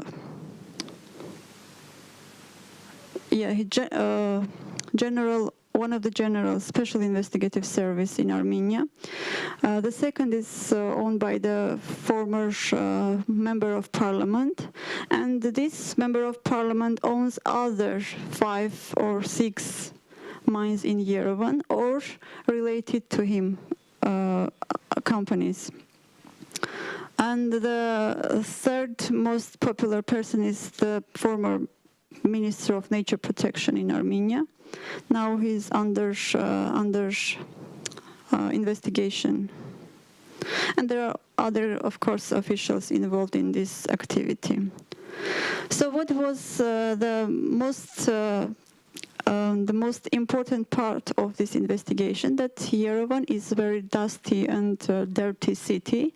Even in COVID times, when from all over the world we heard that the climate, the environment has been changed and air pollution reduced during this time because there are no cars, no pollution in the cities, but in Yerevan there was not significant changes in terms of air pollution. And this is some statistics that the dust was usually exceed the maximum of allowable concentration hundreds of times per year. This means that these mining companies are polluting the air of Yerevan, but there is no supervision and there is no governmental body that could answer to my question: how much was the percentage of mining companies that were polluted or are polluting the air of Yerevan. And this is the video footage for this investigation. If you are interested, you can just see the video. But it's a bit long, we will not do that now. And the most significant results after the investigation, outcomes after the investigation, Yerevan municipality initiated a study on air pollution to find out the percentage of total dust emitted by the mining industry and other sources after after publishing the story. And the Yerevan municipality started signing the contracts with mining companies to bring the money to the public budget, Yerevan municipality budget. And the third thing is Yerevan municipality rejects application for the new mining areas after our story. And this is the end of our story, of my presentation. Спасибо, великолепная работа. Thank you so much. You did a tremendous job. And this is not direct misuse of funds. This is the last benefit. This is the reluctance to act of the oversight and controlling bodies, because it's not only about losing the money, it is also about a terrible situation with air pollution in Yerevan. When I was reading your investigation, the thing that especially resonated with me is when you already started asking questions about one of the mines, and they're saying, well, we gave them the permit and about December it's gonna come into force, and you're saying, but they started their activities since the month of April.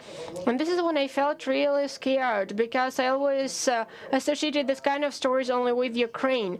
But when you look at other countries, you understand that things are just as bad in other countries. And to mention the corruption side of this story, a couple of directors of the mining companies told that they bribe Yerevan municipality officials not to sign the contract. So if they should pay, for example, $10,000 for renting a land, according to the contract, so they pay $2,000 to the official, and they do not sign the contract. And the officials say, okay, you can do your activity.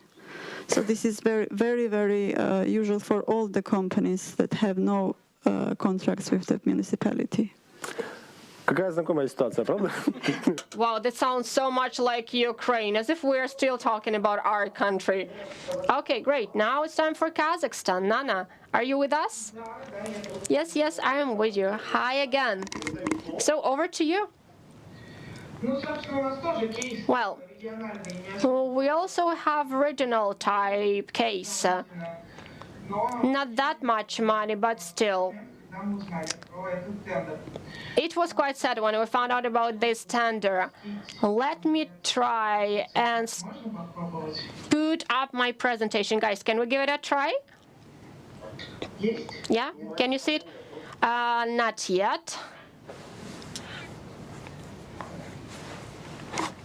Oh, now we do see it. Okay, cool. Well, this is the classical story of a tender that is very classical. Lots of money for a very unclear system. About $2 million, so that it is easier for you to understand. In the local money, it is 840 million tenge. So authorities decided that it is crucial for us to have good equipment to measure the speed of the cars passing by. That's why they invited suppliers. But in the process, it appeared that we had some issues with the suppliers, and the equipment does not comply what we were supposed to get according to the tender. So, the source that contacted our newsroom shared some of the internal documents that you could not have found in the open access. Having analyzed everything available on the public procurement website, everything looked fine until we got some of the expert evaluation documents from this source, according to which it says that the conditions were not fulfilled, the time frames were not fulfilled, technically wise, the equipment was not fit for the purpose. And when we only embarked on this case, basically what the supplier was supposed to do should have been almost over. However, they said that there is a coronavirus pandemic, that is why they cannot bring part of the equipment from China. And then we started asking questions, because when they were supposed to say who wins the tender, they were supposed to have it all on them. So we started looking into it all. And for the first two times, the suppliers were not allowed to start work because they didn't have all of the necessary equipment. But there was quite a funny situation with the dates. So the evaluation was carried out several times in late spring. But all of the documents that were supplied together with other papers for tender that the supplier has submitted in early spring, they said that they seemingly already had all of the necessary equipment. So it is not clear. We assumed that these documents were added at a later stage, of course, with the help of somebody from the local executive bodies of power. Then, having looked at all of the papers, we have realized that if you look at it on the right, it is zoomed in. When you're purchasing even something small and not that important, it has the number, it mentions the producer, it also has some other additional details. Even when you're buying the USB drive, it says that this is its capacity produced by such and such company. But this document does not contain anything. It just mentions some of the technical description. So what kind of software that is, what kind of signals in the traffic lights is, who came up with this keyboard, who invented it, who is selling it. There is no any additional data. So it piqued our interest because this was a Moscow-based company. That is why we contacted a lawyer whom we know in Moscow, and he looked at this company and realized that it ceased to exist a long time ago, and that I think it used, if I'm not mistaken, that it was selling DVD discs many years ago. And of course, when this tender started, this company was long gone in Russia. Next. We called the director of this company, who told us that there are no any problems whatsoever. He doesn't see any issues. Why are we even calling him? And where do we get all of these papers that it all is fake? Not true. And it's not that we really wanted to talk to him, but we had to. Because this conversation allowed us to understand that he was not expecting that this is how things will turn out. That he was nervous because they have already won this tender. They already were chosen as a supplier. But most probably he had some reasons to be so worried and concerned. We published the information. Aside from that, we also submitted a request to police, asking them why are they giving so much money to a company that has some fishy documents. We also contacted an anti-corruption committee so that they double-check whether these documents are not false.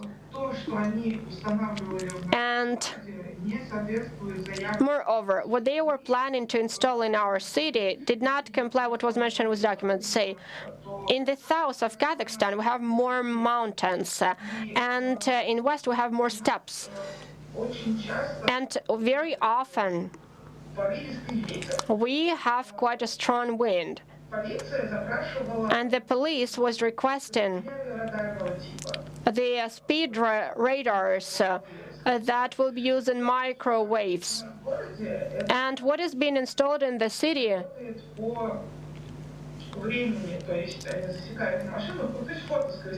basically is just taking pictures, is photographing cars at one place, the other place, and measures the time between them. And this depends on where it is installed. And if we have a strong wind, any tiny change can lead to huge fines that the drivers will have to pay. And if we look at Aktau in the west, they were installing the speed cameras using microwaves that are suitable for their weather conditions. In our case, the police itself probably accidentally said that they are using photo speed cameras, which again is not fit for the tender conditions. And of course, first there was no any public reaction, no public response by the police. They just called our media outlet and they said that they will bring us to court. But in the end, because they still haven't transferred the money, we have managed to stop this tender. Because Anti-Corruption Committee also started paying attention to that. And the Department of State Incomes, and that is why this tender was cancelled. But this year, a new tender was carried out. But again, conditions were something that would suit what they already have, because initially police needed more expensive speed camera using the microwaves. This year, during the procurement, they said that as if they need those speed cameras that they have already installed. But they have managed to agree directly without the tender with the supplier. I don't know whether professionally wise we can call it a success story, because we haven't achieved what we wanted to. Nobody was punished, which was quite weird, because all of the documents, all of the evidence was submitted to the relevant agencies and bodies, but nothing followed, no action followed. But I think that this is something that we cannot control. Basically, this is it regarding this case. Thank you, Nana. Thank you. I want to have two heads, a good head and a bad head. So the speed cameras, are they there? Are they operational? They are. They've been for about a month, and it's not a radar, it's like a camera, a photo camera, a photo device. So we have now sent a request. In the first month, how many perpetrators were identified? I played with it myself.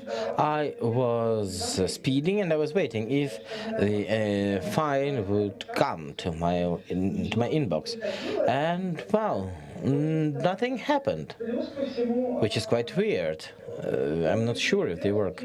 Also, these smart crossroads, the technology should punish those who stops within the bounds of the crossroads. But I'm not really sure. Maybe also in order to be able to be fined, the driver should actually see the border of the crossing. And if the lines are not there, then of course you can easily appeal it in the court. You can say that, well, you couldn't see the lines on the road. So it actually is quite puzzling that this tender is shedding bad light on the police. If the police is thinking, they understand that it's quite bad for their PR. And if a person gets a fine for, well, speeding, but, well, you have a dash camera in the car, and it can also register your speed, and you can show the footage at that particular moment. And if you say that a gust of wind actually made the speed camera to swivel and it interfered with the measurement, I don't really understand why they needed that old technology. The only explanation is that, well, some money had to go to the people which is part of this IT department of the police. I have a question. You said that, it casts a bad light on the police, but the story you've explained, did you show it on major TV channels? No. We are a website. Major TV didn't pick it up, but our TV is state-owned, so they don't publish stories like that. So we had to publish it on the website. I think that is why the police is not afraid to be in bad light. It's very similar in Ukraine. Well, yeah. It's clear. Nana, there's another question from Alexandra. May I ask in Ukrainian? So, my question is a bit bigger. A widespread notion for Ukraine is when tender committees are preparing the conditions written specifically for some companies. And, well, you know already who the winner is going to be. Is it widespread in in your country? Oh, apologies. I will use bad Russian. The question is the following. Tender committees quite often prepare documents for the participants of the tender, and the winner of the tender is known beforehand. And sometimes even the works have been carried out before the tender is announced. Is it happening in your country or no? Do you have these cases? Well, as far as I know, the tender committees, well, we don't have them. Some private companies can prepare the documentation, and like you never know who that is. Well, except for cases when the tender is corrupt. Thank you. I would like to get back to my initial point. I've been trying to look at this through the eyes of the average person. The average person thinks, okay, at least the speed cameras are there. And, well, if they are bad at measuring speed, I mean, it's good for the drivers. If you are not fined for speeding, it's good for the drivers. And essentially, the average citizen, well, they either don't care, or once again they think, okay, these guys have stolen something, they've put up the wrong equipment. And I've been asking this question to every person today. I want to ask it to you. What do we do with this attitude? Is there a recipe? How do you sensitize people to these matters? How do you convince the audience that, damn, it's a problem, we have to do something about it? Maxim, you know, it is the following. Probably I really was angered by this a long time ago, because as opposed to our neighbors in Kyrgyzstan, our audience is quite reluctant. You cannot really motivate them to protest or to act. But lately, the more and more often, people start showing that they are furious. It starts with small things. For example, now we have a situation when in our region we really were hit by COVID. We actually have quite a lot of people who, even if previously they were anti-vaxxers, but now many people, they feel empathetic to people who lost their relatives to COVID. And at this moment, it turns out that actually we could spend twice less money. I mean, that story had quite a good reception by the audience.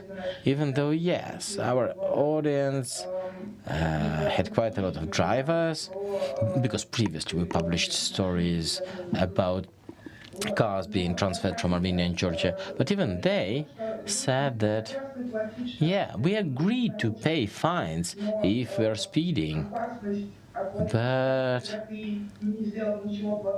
well, they were scared of being fined when they were not speeding. So I think now, yeah, things get traction. Yeah, maybe it's because, well, fines are about every person's kind of personal money. Oh, so you are now in this really blissful period for journalism. You and your works are getting impact. Now, we have reached this moment when I want to talk with the audience.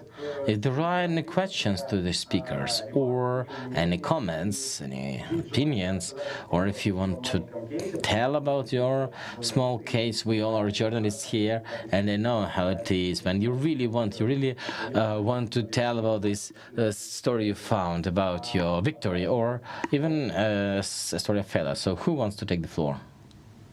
Oh, I thought nobody wanted to share this story.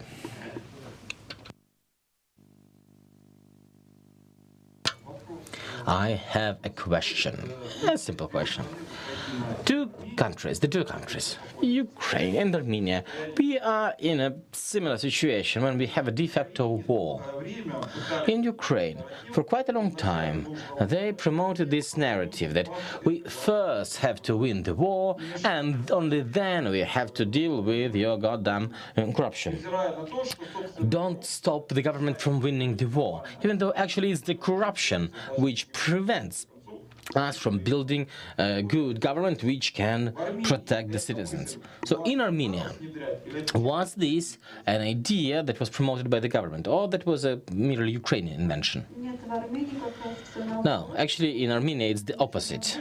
The current government says that it was the corruption which was the main reason for us to lose the war, because we did not spend money for the equipment. That's why we lost the war. So fighting corruption is kind of supported by the highest levels. But of course it's a never-ending thing. It still is there.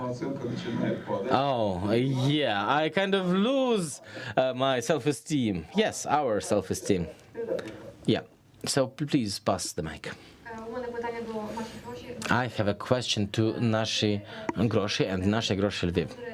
You write about tenders. Tenders are, well, it's figures, it's numbers. It's difficult to make it readable. How do you make it readable and easy to digest for just the average audience? Inaudible. Oh, yeah, it's working.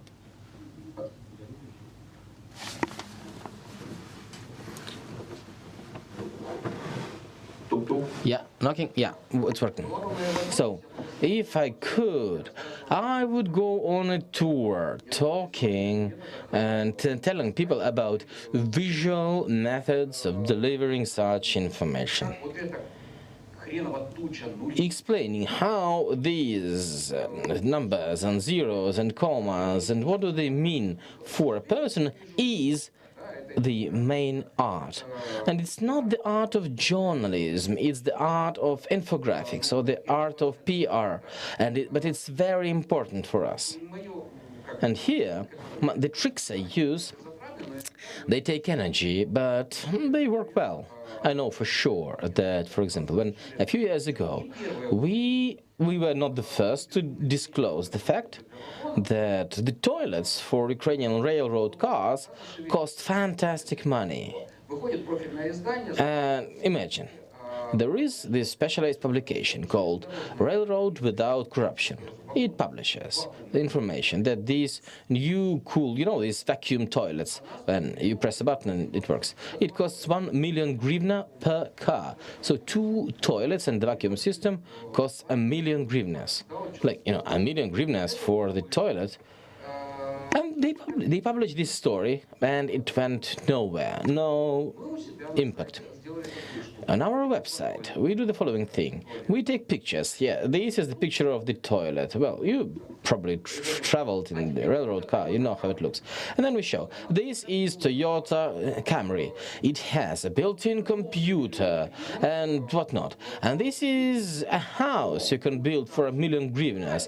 2-story house and a toilet. When you show this comparison, what is the actual, what can be built for 1 million hryvnias, and we've made like this. Like, for example, we had the breakdown of prices. There's this button, and even today, if you take a rail car home, the button to flush the toilet costs 8,000 hryvnias. Like one simple button like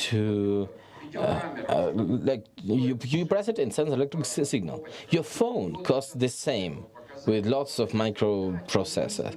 Only when we had that story, the minister started running around saying, no, we have to do something. Now the price is even higher. Unfortunately. That's why you see I'm saying that I have low self-esteem. Because, there's no impact. They will run around and then it ends up like in Kazakhstan. They cancel the tender. Some time passes and they buy the same shit again. maybe slightly cheaper. So yeah. It was the story about toilets. That's why I was saying that they were buying the same shit. Yeah, comparisons work well. The journalists who work with figures, they often kind of want to put out all the figures, but yeah, we have to cut.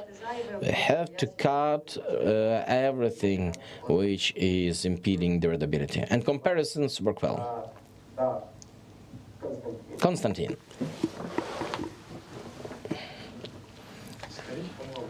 I have a question. We have this systemic phenomenon, or like it's a characteristic of our society, that people do not understand why corruption is bad. That's one thing.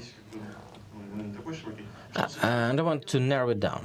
What do we do about it, and how? And question number two, what can we do with the fact that also the officials, the councillors whom we expose, they also go numb. I mean, they get used to us exposing them. What do we do about it?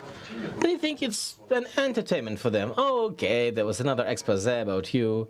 How do we keep them on their toes, and how do we sensitize people to show that your money is stolen? From the global projects, I only saw one project called The Price of the Country, to make people understand how the taxpayers' money are misused. Can I respond?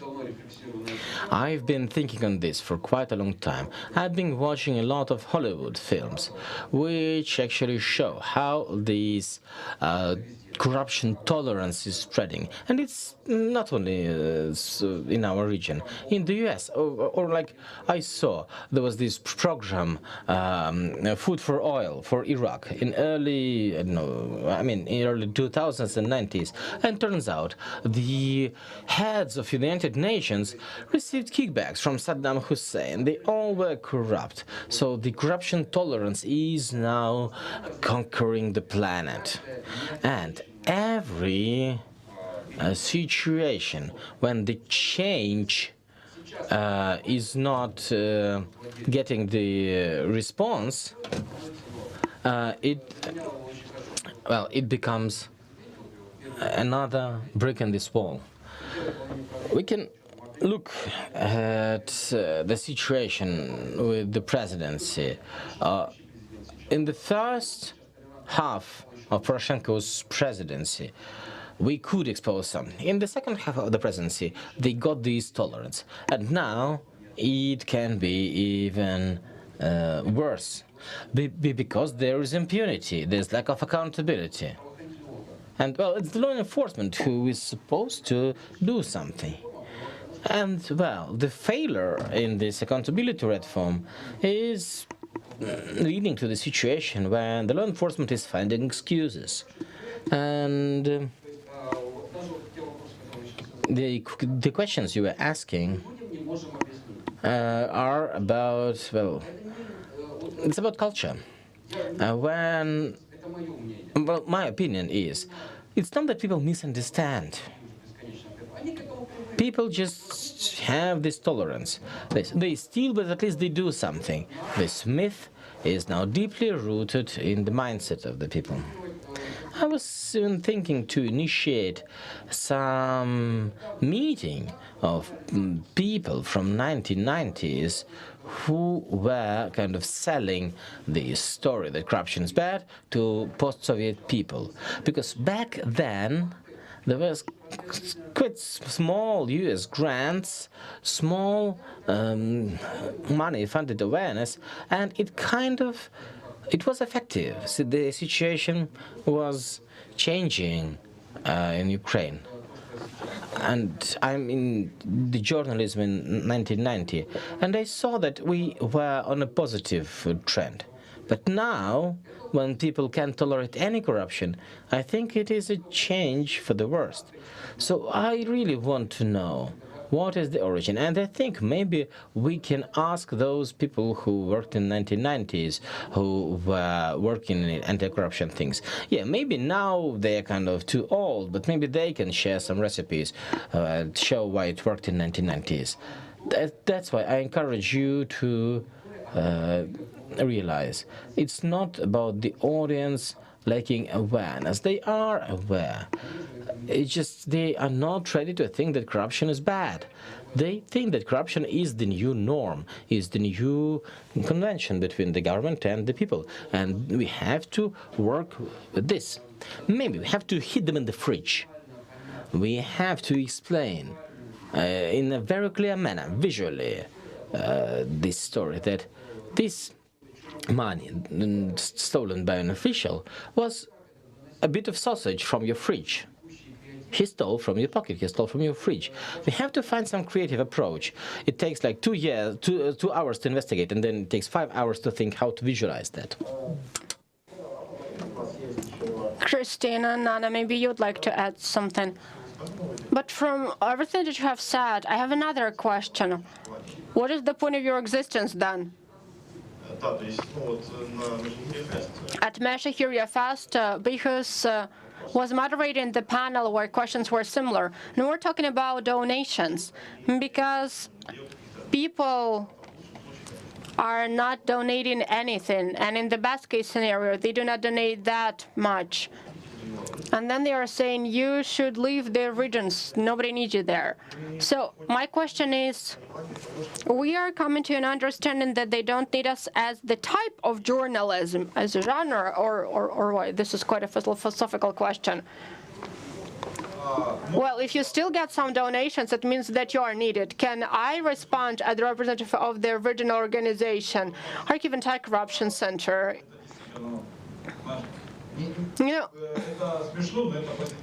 it is funny, but it is also positive. In August, they have stolen some of the equipment from our newsroom that we have purchased, some of the video equipment and MacBooks. Well, our data was okay. We could still work, but we simply had no equipment to print stuff. We didn't have equipment to film stuff. People started bringing their old, used laptops and saying, I'm not using it, but it works. So you can use it and you can bring it back, or you don't even have to bring it back. I can give you the exact number. And there were 2 or 3 brand new laptops that they brought us. Also, they gave us the camera that we could use. And when we said that we are raising donations, the overall amount was about 100,000 Ukrainian hryvnia, which is not that bad for the regional level. When I saw people sending 50 hryvnia, I realized that people need it. And this was not done by some rich people, but they knew that they shall spend this 50 hryvnia so that we can keep going. And we have a local meme in Kharkiv that demonstrates that there is the audience for our investigations as well. So we have a meme which says, well, at least we have a good zoo in Kharkiv, because they have money for that. And I don't know, probably we have already spent more than 3 billion, and they still cannot finalize constructing this zoo. It was opened before the elections with several pathways. Then they realized that they cannot let people in, so then they started doing some giveaway. So instead of the PR prior to the elections, turned into a failure prior to the elections. And another meme is, well, at least we have a nice home for hippopotamus. Wait, Christina, I'd like to add something. Yes, I realized that the new generation, at least in Armenia, they are not tolerant to corruption. They are even less tolerant than us, than the older generation.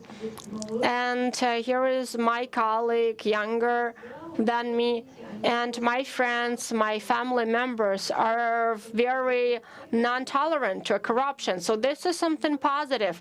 So they will not agree. They will not agree to these bad things that we agreed to or the older generation agreed to.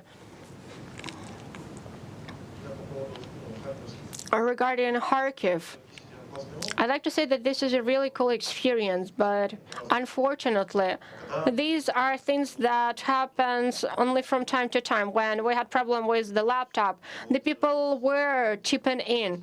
But since then, it's been 3 months, and over 3 months, I only had one donation, 50 Ukrainian hryvnia from a friend of mine who is imprisoned at that. That's it. I'm talking about the overall trend. And you were PR'd a lot, and I think that even we reposted something. Yes, it is true. It is true that you cannot get that income of donations that will be happening constantly. But I think that the main challenge, well, of course, it is very multifaceted, but for me the main challenge is when I'm asked, so what? So you had this publication, 500 million was stolen, so what? And I don't have anything to respond because I do not have any impact over the police. So our work is in vain because law enforcement is not following up. Because they are not enforcing law. They are only protecting their beneficiaries. And if someday we have a good police in the country, we'll be able to answer this what question. Wow. If we bring investigators in the same place, no matter how you call it, the panel discussion, everything was boiled down to how bad everything is. No, it's not that bad. And I really wanted to just turn on the video that says, "Mom, we are all deadly ill." And we actually have to wind up in terms of time allotted to us. I don't think that there is a single recipe. Everybody is affected one way or another. Maybe, and I hope that Christina is right, that we are stuck in our own bubble. In our own bubble, where everybody is used to what we're doing, to what we're gonna show, and we have this sensation that these people, our permanent audience, are more tolerant to corruption because it is the 500th episode of Наших Russia with Denise Biggers that every day is presenting pretty much the same type of stuff. And what is the recipe here? Well, you either have to make it hotter, but you cannot really make it hotter than it already is, or just come to terms with the fact that this is the way things are and just keep doing your job in a good way. This is how I answer this question for myself. I do what I'm supposed to do, and we'll see what it turns into. Sorry, then this is it. Thank you. It was interesting and also quite energetic. I like when things go this way.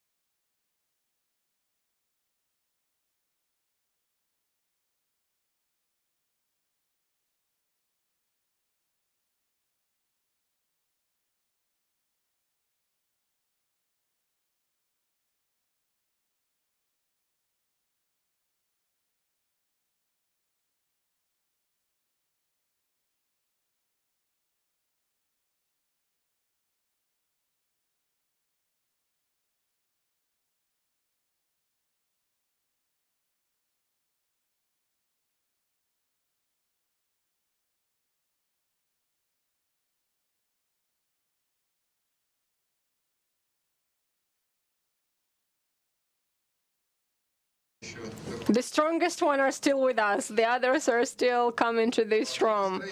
So how are you feeling, guys?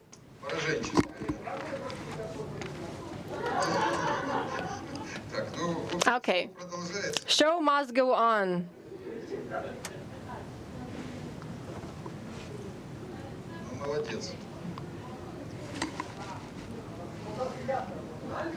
Here we have the representatives of the Moldova diaspora. Small but strong. Come here. Where are you going? Why are you running away? We need 5 more minutes to wind up. Look, I have a question. Would like to share some plans with you. We will be discussing, and most probably due to the fact that December is not the best month in terms of both COVID and everything that has to do with travel opportunities, because the conference has been happening between the Thanksgivings and Christmas in the US. And quite often, our speakers don't want to travel not because of the COVID pandemic or some travel restrictions, but rather because there are these 2 big holidays. And you know, it's like this, let's do that after the holidays and celebrations effect. So we would like to also collect some feedback from you. Probably we will be moving the conference to the second part of September, so that it is right before the end of the financial year in the United States of America, because donors can do it this way. And on the other hand, so that it's not too early, because in the end of summer, people are not willing to travel that good because of the vacation season. So this is the first thing regarding changing the time when our conference is happening. If you have any comments, then please do not hesitate and contact the organizers of the conference. Now, one more thing. We hope that things will get easier in terms of pandemic restriction, that we're going to have more than 100 people as we did now. But the same as we did it 2 years ago when we had about 350 conference participants. And of course, we're interested in having representatives of investigative centers from regions. So among other things, we would like to also see you being active. I'm now talking also about our colleagues from Caucasus, from Central Asia, and Eastern Partnership countries, so Eastern Europe region. I have a question. So yeah, we're gonna have the questionnaire that we're gonna send you to collect some feedback from you, so that you evaluate everything that was happening here with you during the conference, during our work. But now I and we wonder about your ideas regarding what should we discuss in the coming year. Maybe you have some ideas that you're ready to share. Maybe somebody would like to say something. What matters for you? Who would you like to see here among the speakers? Like some kind of the list, tentative list. What topics would you like to discuss here with your colleagues? May I? Sure. We just had a panel discussion here. Please use the microphone. I'm Yuri Nikola from Nashi Hroshi. We just had a panel discussion, and it was dedicated to misuse of public funds. But the majority of questions from the room were about how to demonstrate corruption to the people, because people don't really care about corruption that much, and we had to give some practical advice. Okay, so how do you tell stories in such a manner so that people are willing to look at them and that people understand that it matters? You know, there was a good saying that I keep repeating over and over again, especially during various trainings dedicated to investigative journalism, which is, Investigative journalism is not only a story about who stole what from whom, it is also a story about people who were affected as a result of it. And then people will start understanding why it has to do with them as well. Not just that, oh, if I'll be in this kind of situation, I'm also going to behave like that. Because when there is an investigation and you're saying that somebody has stolen this much money and they also we are promoted for that, this is the response that it leads to. Are there any other suggestions? Vova?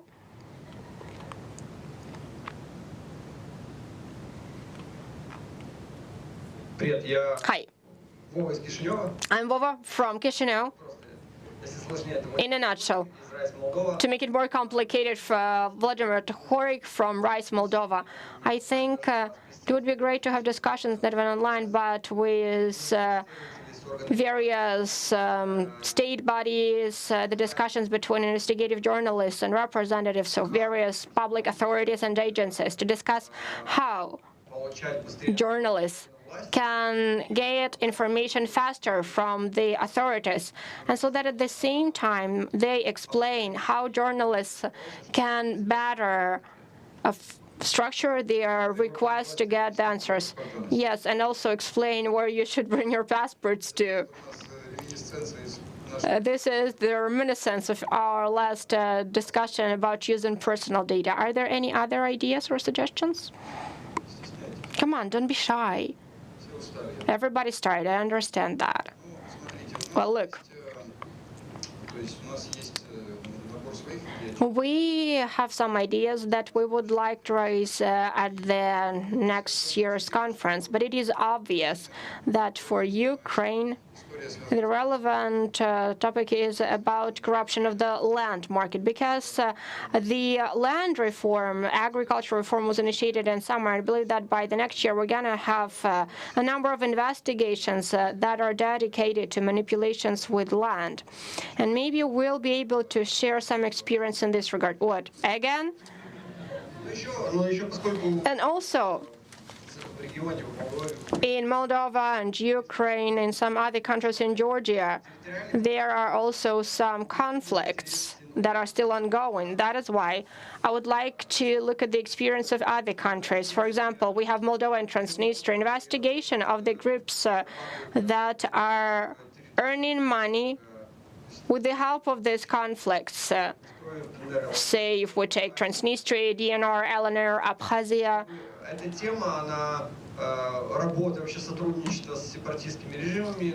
for example, so that the stop-away collaboration with separatist regimes is taken to a different level, so that collaboration with separatist regimes does not become something toxic.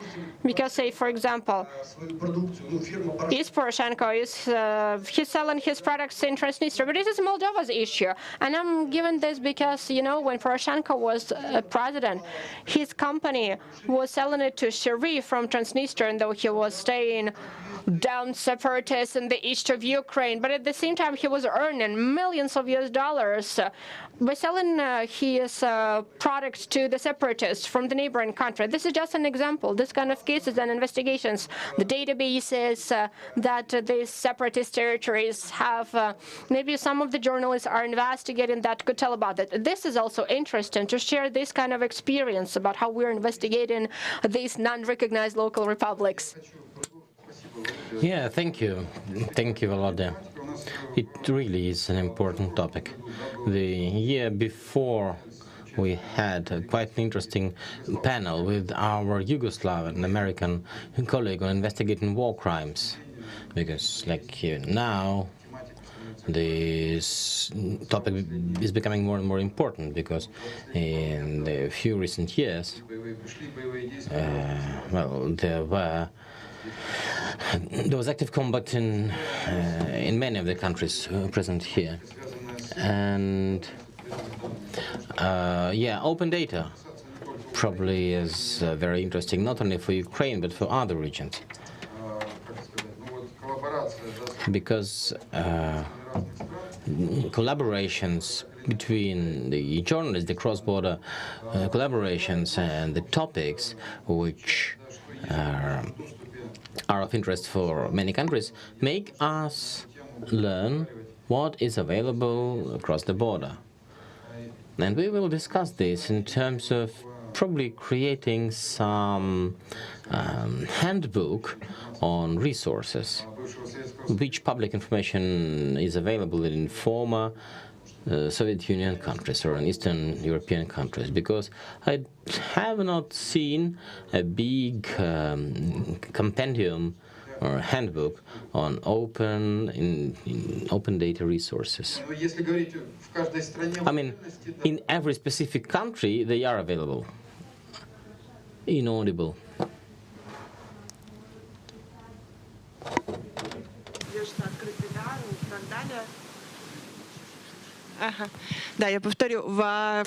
Oh, sorry, I will repeat. In Kyrgyzstan, we do collect this database on all Central Asian countries, well, except Turkmenistan, where every reporter can actually add other sources, I can add other websites. Well, and this database is quite big. So if you would do something, we would give you access to our database and we can merge it. Yeah. With Russia, it's quite clear. In Belarus, it's getting even more difficult and dire. But we probably would be interested to having this resource available for all our colleagues from other countries in the Caucasus and Eastern Europe.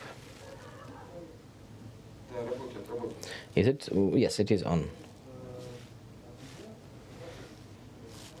Inaudible. The mic is muted.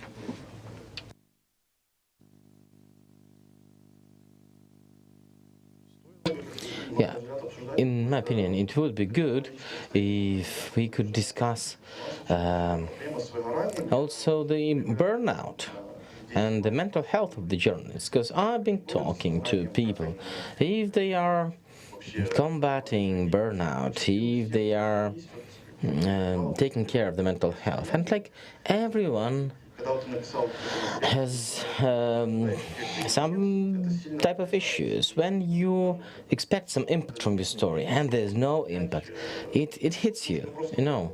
And you need some person who would tell you, yeah, you've done a good job, yeah, even if you didn't, yeah, it's clear. Thank you, it is very relevant. And it was, I mean, the Institute has implemented a project which was aimed at mental health support and rehabilitation of the investigative reporters.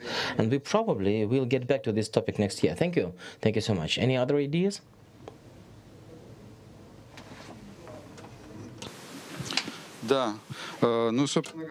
Yes. And yeah, getting back to our conversation on day one about resources for investigative journalists, you remember that our colleagues from the European Journalism Fund said that they have a big pool of money for environmental investigation. The topic of environmental security, sustainable use, and contamination is becoming more and more important. And it is very, very relevant as a cross-border topic, because the events in one country can have repercussions in the neighbors. Antonina Torbic. I'm a manager of the Regional Investigative Journalism Agency. As I'm a manager, well, it would be good if you could also cover sustainable development of smaller newsrooms. How can we make sure that we have sustainability, and we understand that like it can be solved with grants, but also there are other ways. There are ways to improve audience, to develop audience. Maybe you can show good cases of engaging advertising for smaller regional newsrooms. So it would be good if this type of experience could be shared, or maybe we can share. Thank you, Antonina. Thank you. Getting back to the panel we've just had on what opportunities are there for investigative journalists. Katya Laba from the Institute of World and Peace Coverage said that they start a 2-year-long project. So maybe next year we already will have some results from the recipients. Yeah, it is a joint project with RPDI. I think we'll have some experience to share. Would you like to add? Yeah, I think another topic will be very relevant next year, like even more relevant than it is today. In the last 18 months, there was a whole wave of reporters who had to flee from their countries, especially if you look at Belarus. I think almost all the reporters left the country, well, all the good reporters. Oh, and from Russia, they also leave because they are now labeled as foreign agents. In the Caucasus, there are kind of similar situations. So I think by the next year, we'll have enough experience to dedicate more time to the topic of how we can cover our country from exile. Okay, so investigative journalism in exile. Yeah, thank you. And the last item, who would like to add? And then we will wrap it up. Oh, also, it would be great if Vova's bathhouse would be added to the agenda. This is not a joke, actually. At one of the global investigative journalism conferences, they had morning jogging routines organized. So I think we can have, I don't know, a bathhouse, a steam house routine. Okay, so at 6 o'clock in the morning, like the jogging, well, maybe 8 o'clock, or maybe you can start an hour later. But it's important for networking, and running is important. Thank you. Yeah. That's a good idea, thank you. I would like to extend our words of gratitude to several people in this room. First, the staff of Regional Press Development Institutes. Could you please rise? Could you please step out here? Lena, Bogdan, Sasha, Dima. Yeah, their work was crucial. It would not have been possible because they were organizing all this. Lisa, please come up here. Because they did this for several months. And, well, my role was very minor. I just gave them the magic kick to start this. But, yeah, they were really crucial in this. I would like to say thanks to the tech guys who provided streaming. You did lots of good. And I would like to say thanks to all the interpreters. Without them also, this story would not be possible. I would like to say thanks to all the speakers who presented at the panels here in person and online, because yesterday we had this education panel and our US colleagues, they joined this panel when it was 2:30 a.m. So the fact that they didn't snore while being online, yeah, it was already quite an achievement. And I'd like to say thanks to each of you for everything you are doing, because without you, this story would not have been possible, because each of you provides this impact, and this is one of the factors which makes our work successful, really. I think the fact that this event I mean, is not happening somewhere in Central Asia or in Caucasus, maybe it really also is an impeding factor, because when we come together, when we see people from other regions of our country or our countries from our region, we feel this corporate solidarity when you understand that you are not alone, that you're not on your own. And it's very important to not feel this loneliness. And this is also very helpful with mental health issues. So see you next year. Thank you. I wanted to add that this year we have developed a new website, and I would like to say thanks to the developers from 5-7 Agency. Well job, guys. After every streaming, they always inserted the videos on the website, and I would like to say thanks to our web developers. So, see you again. Thank you.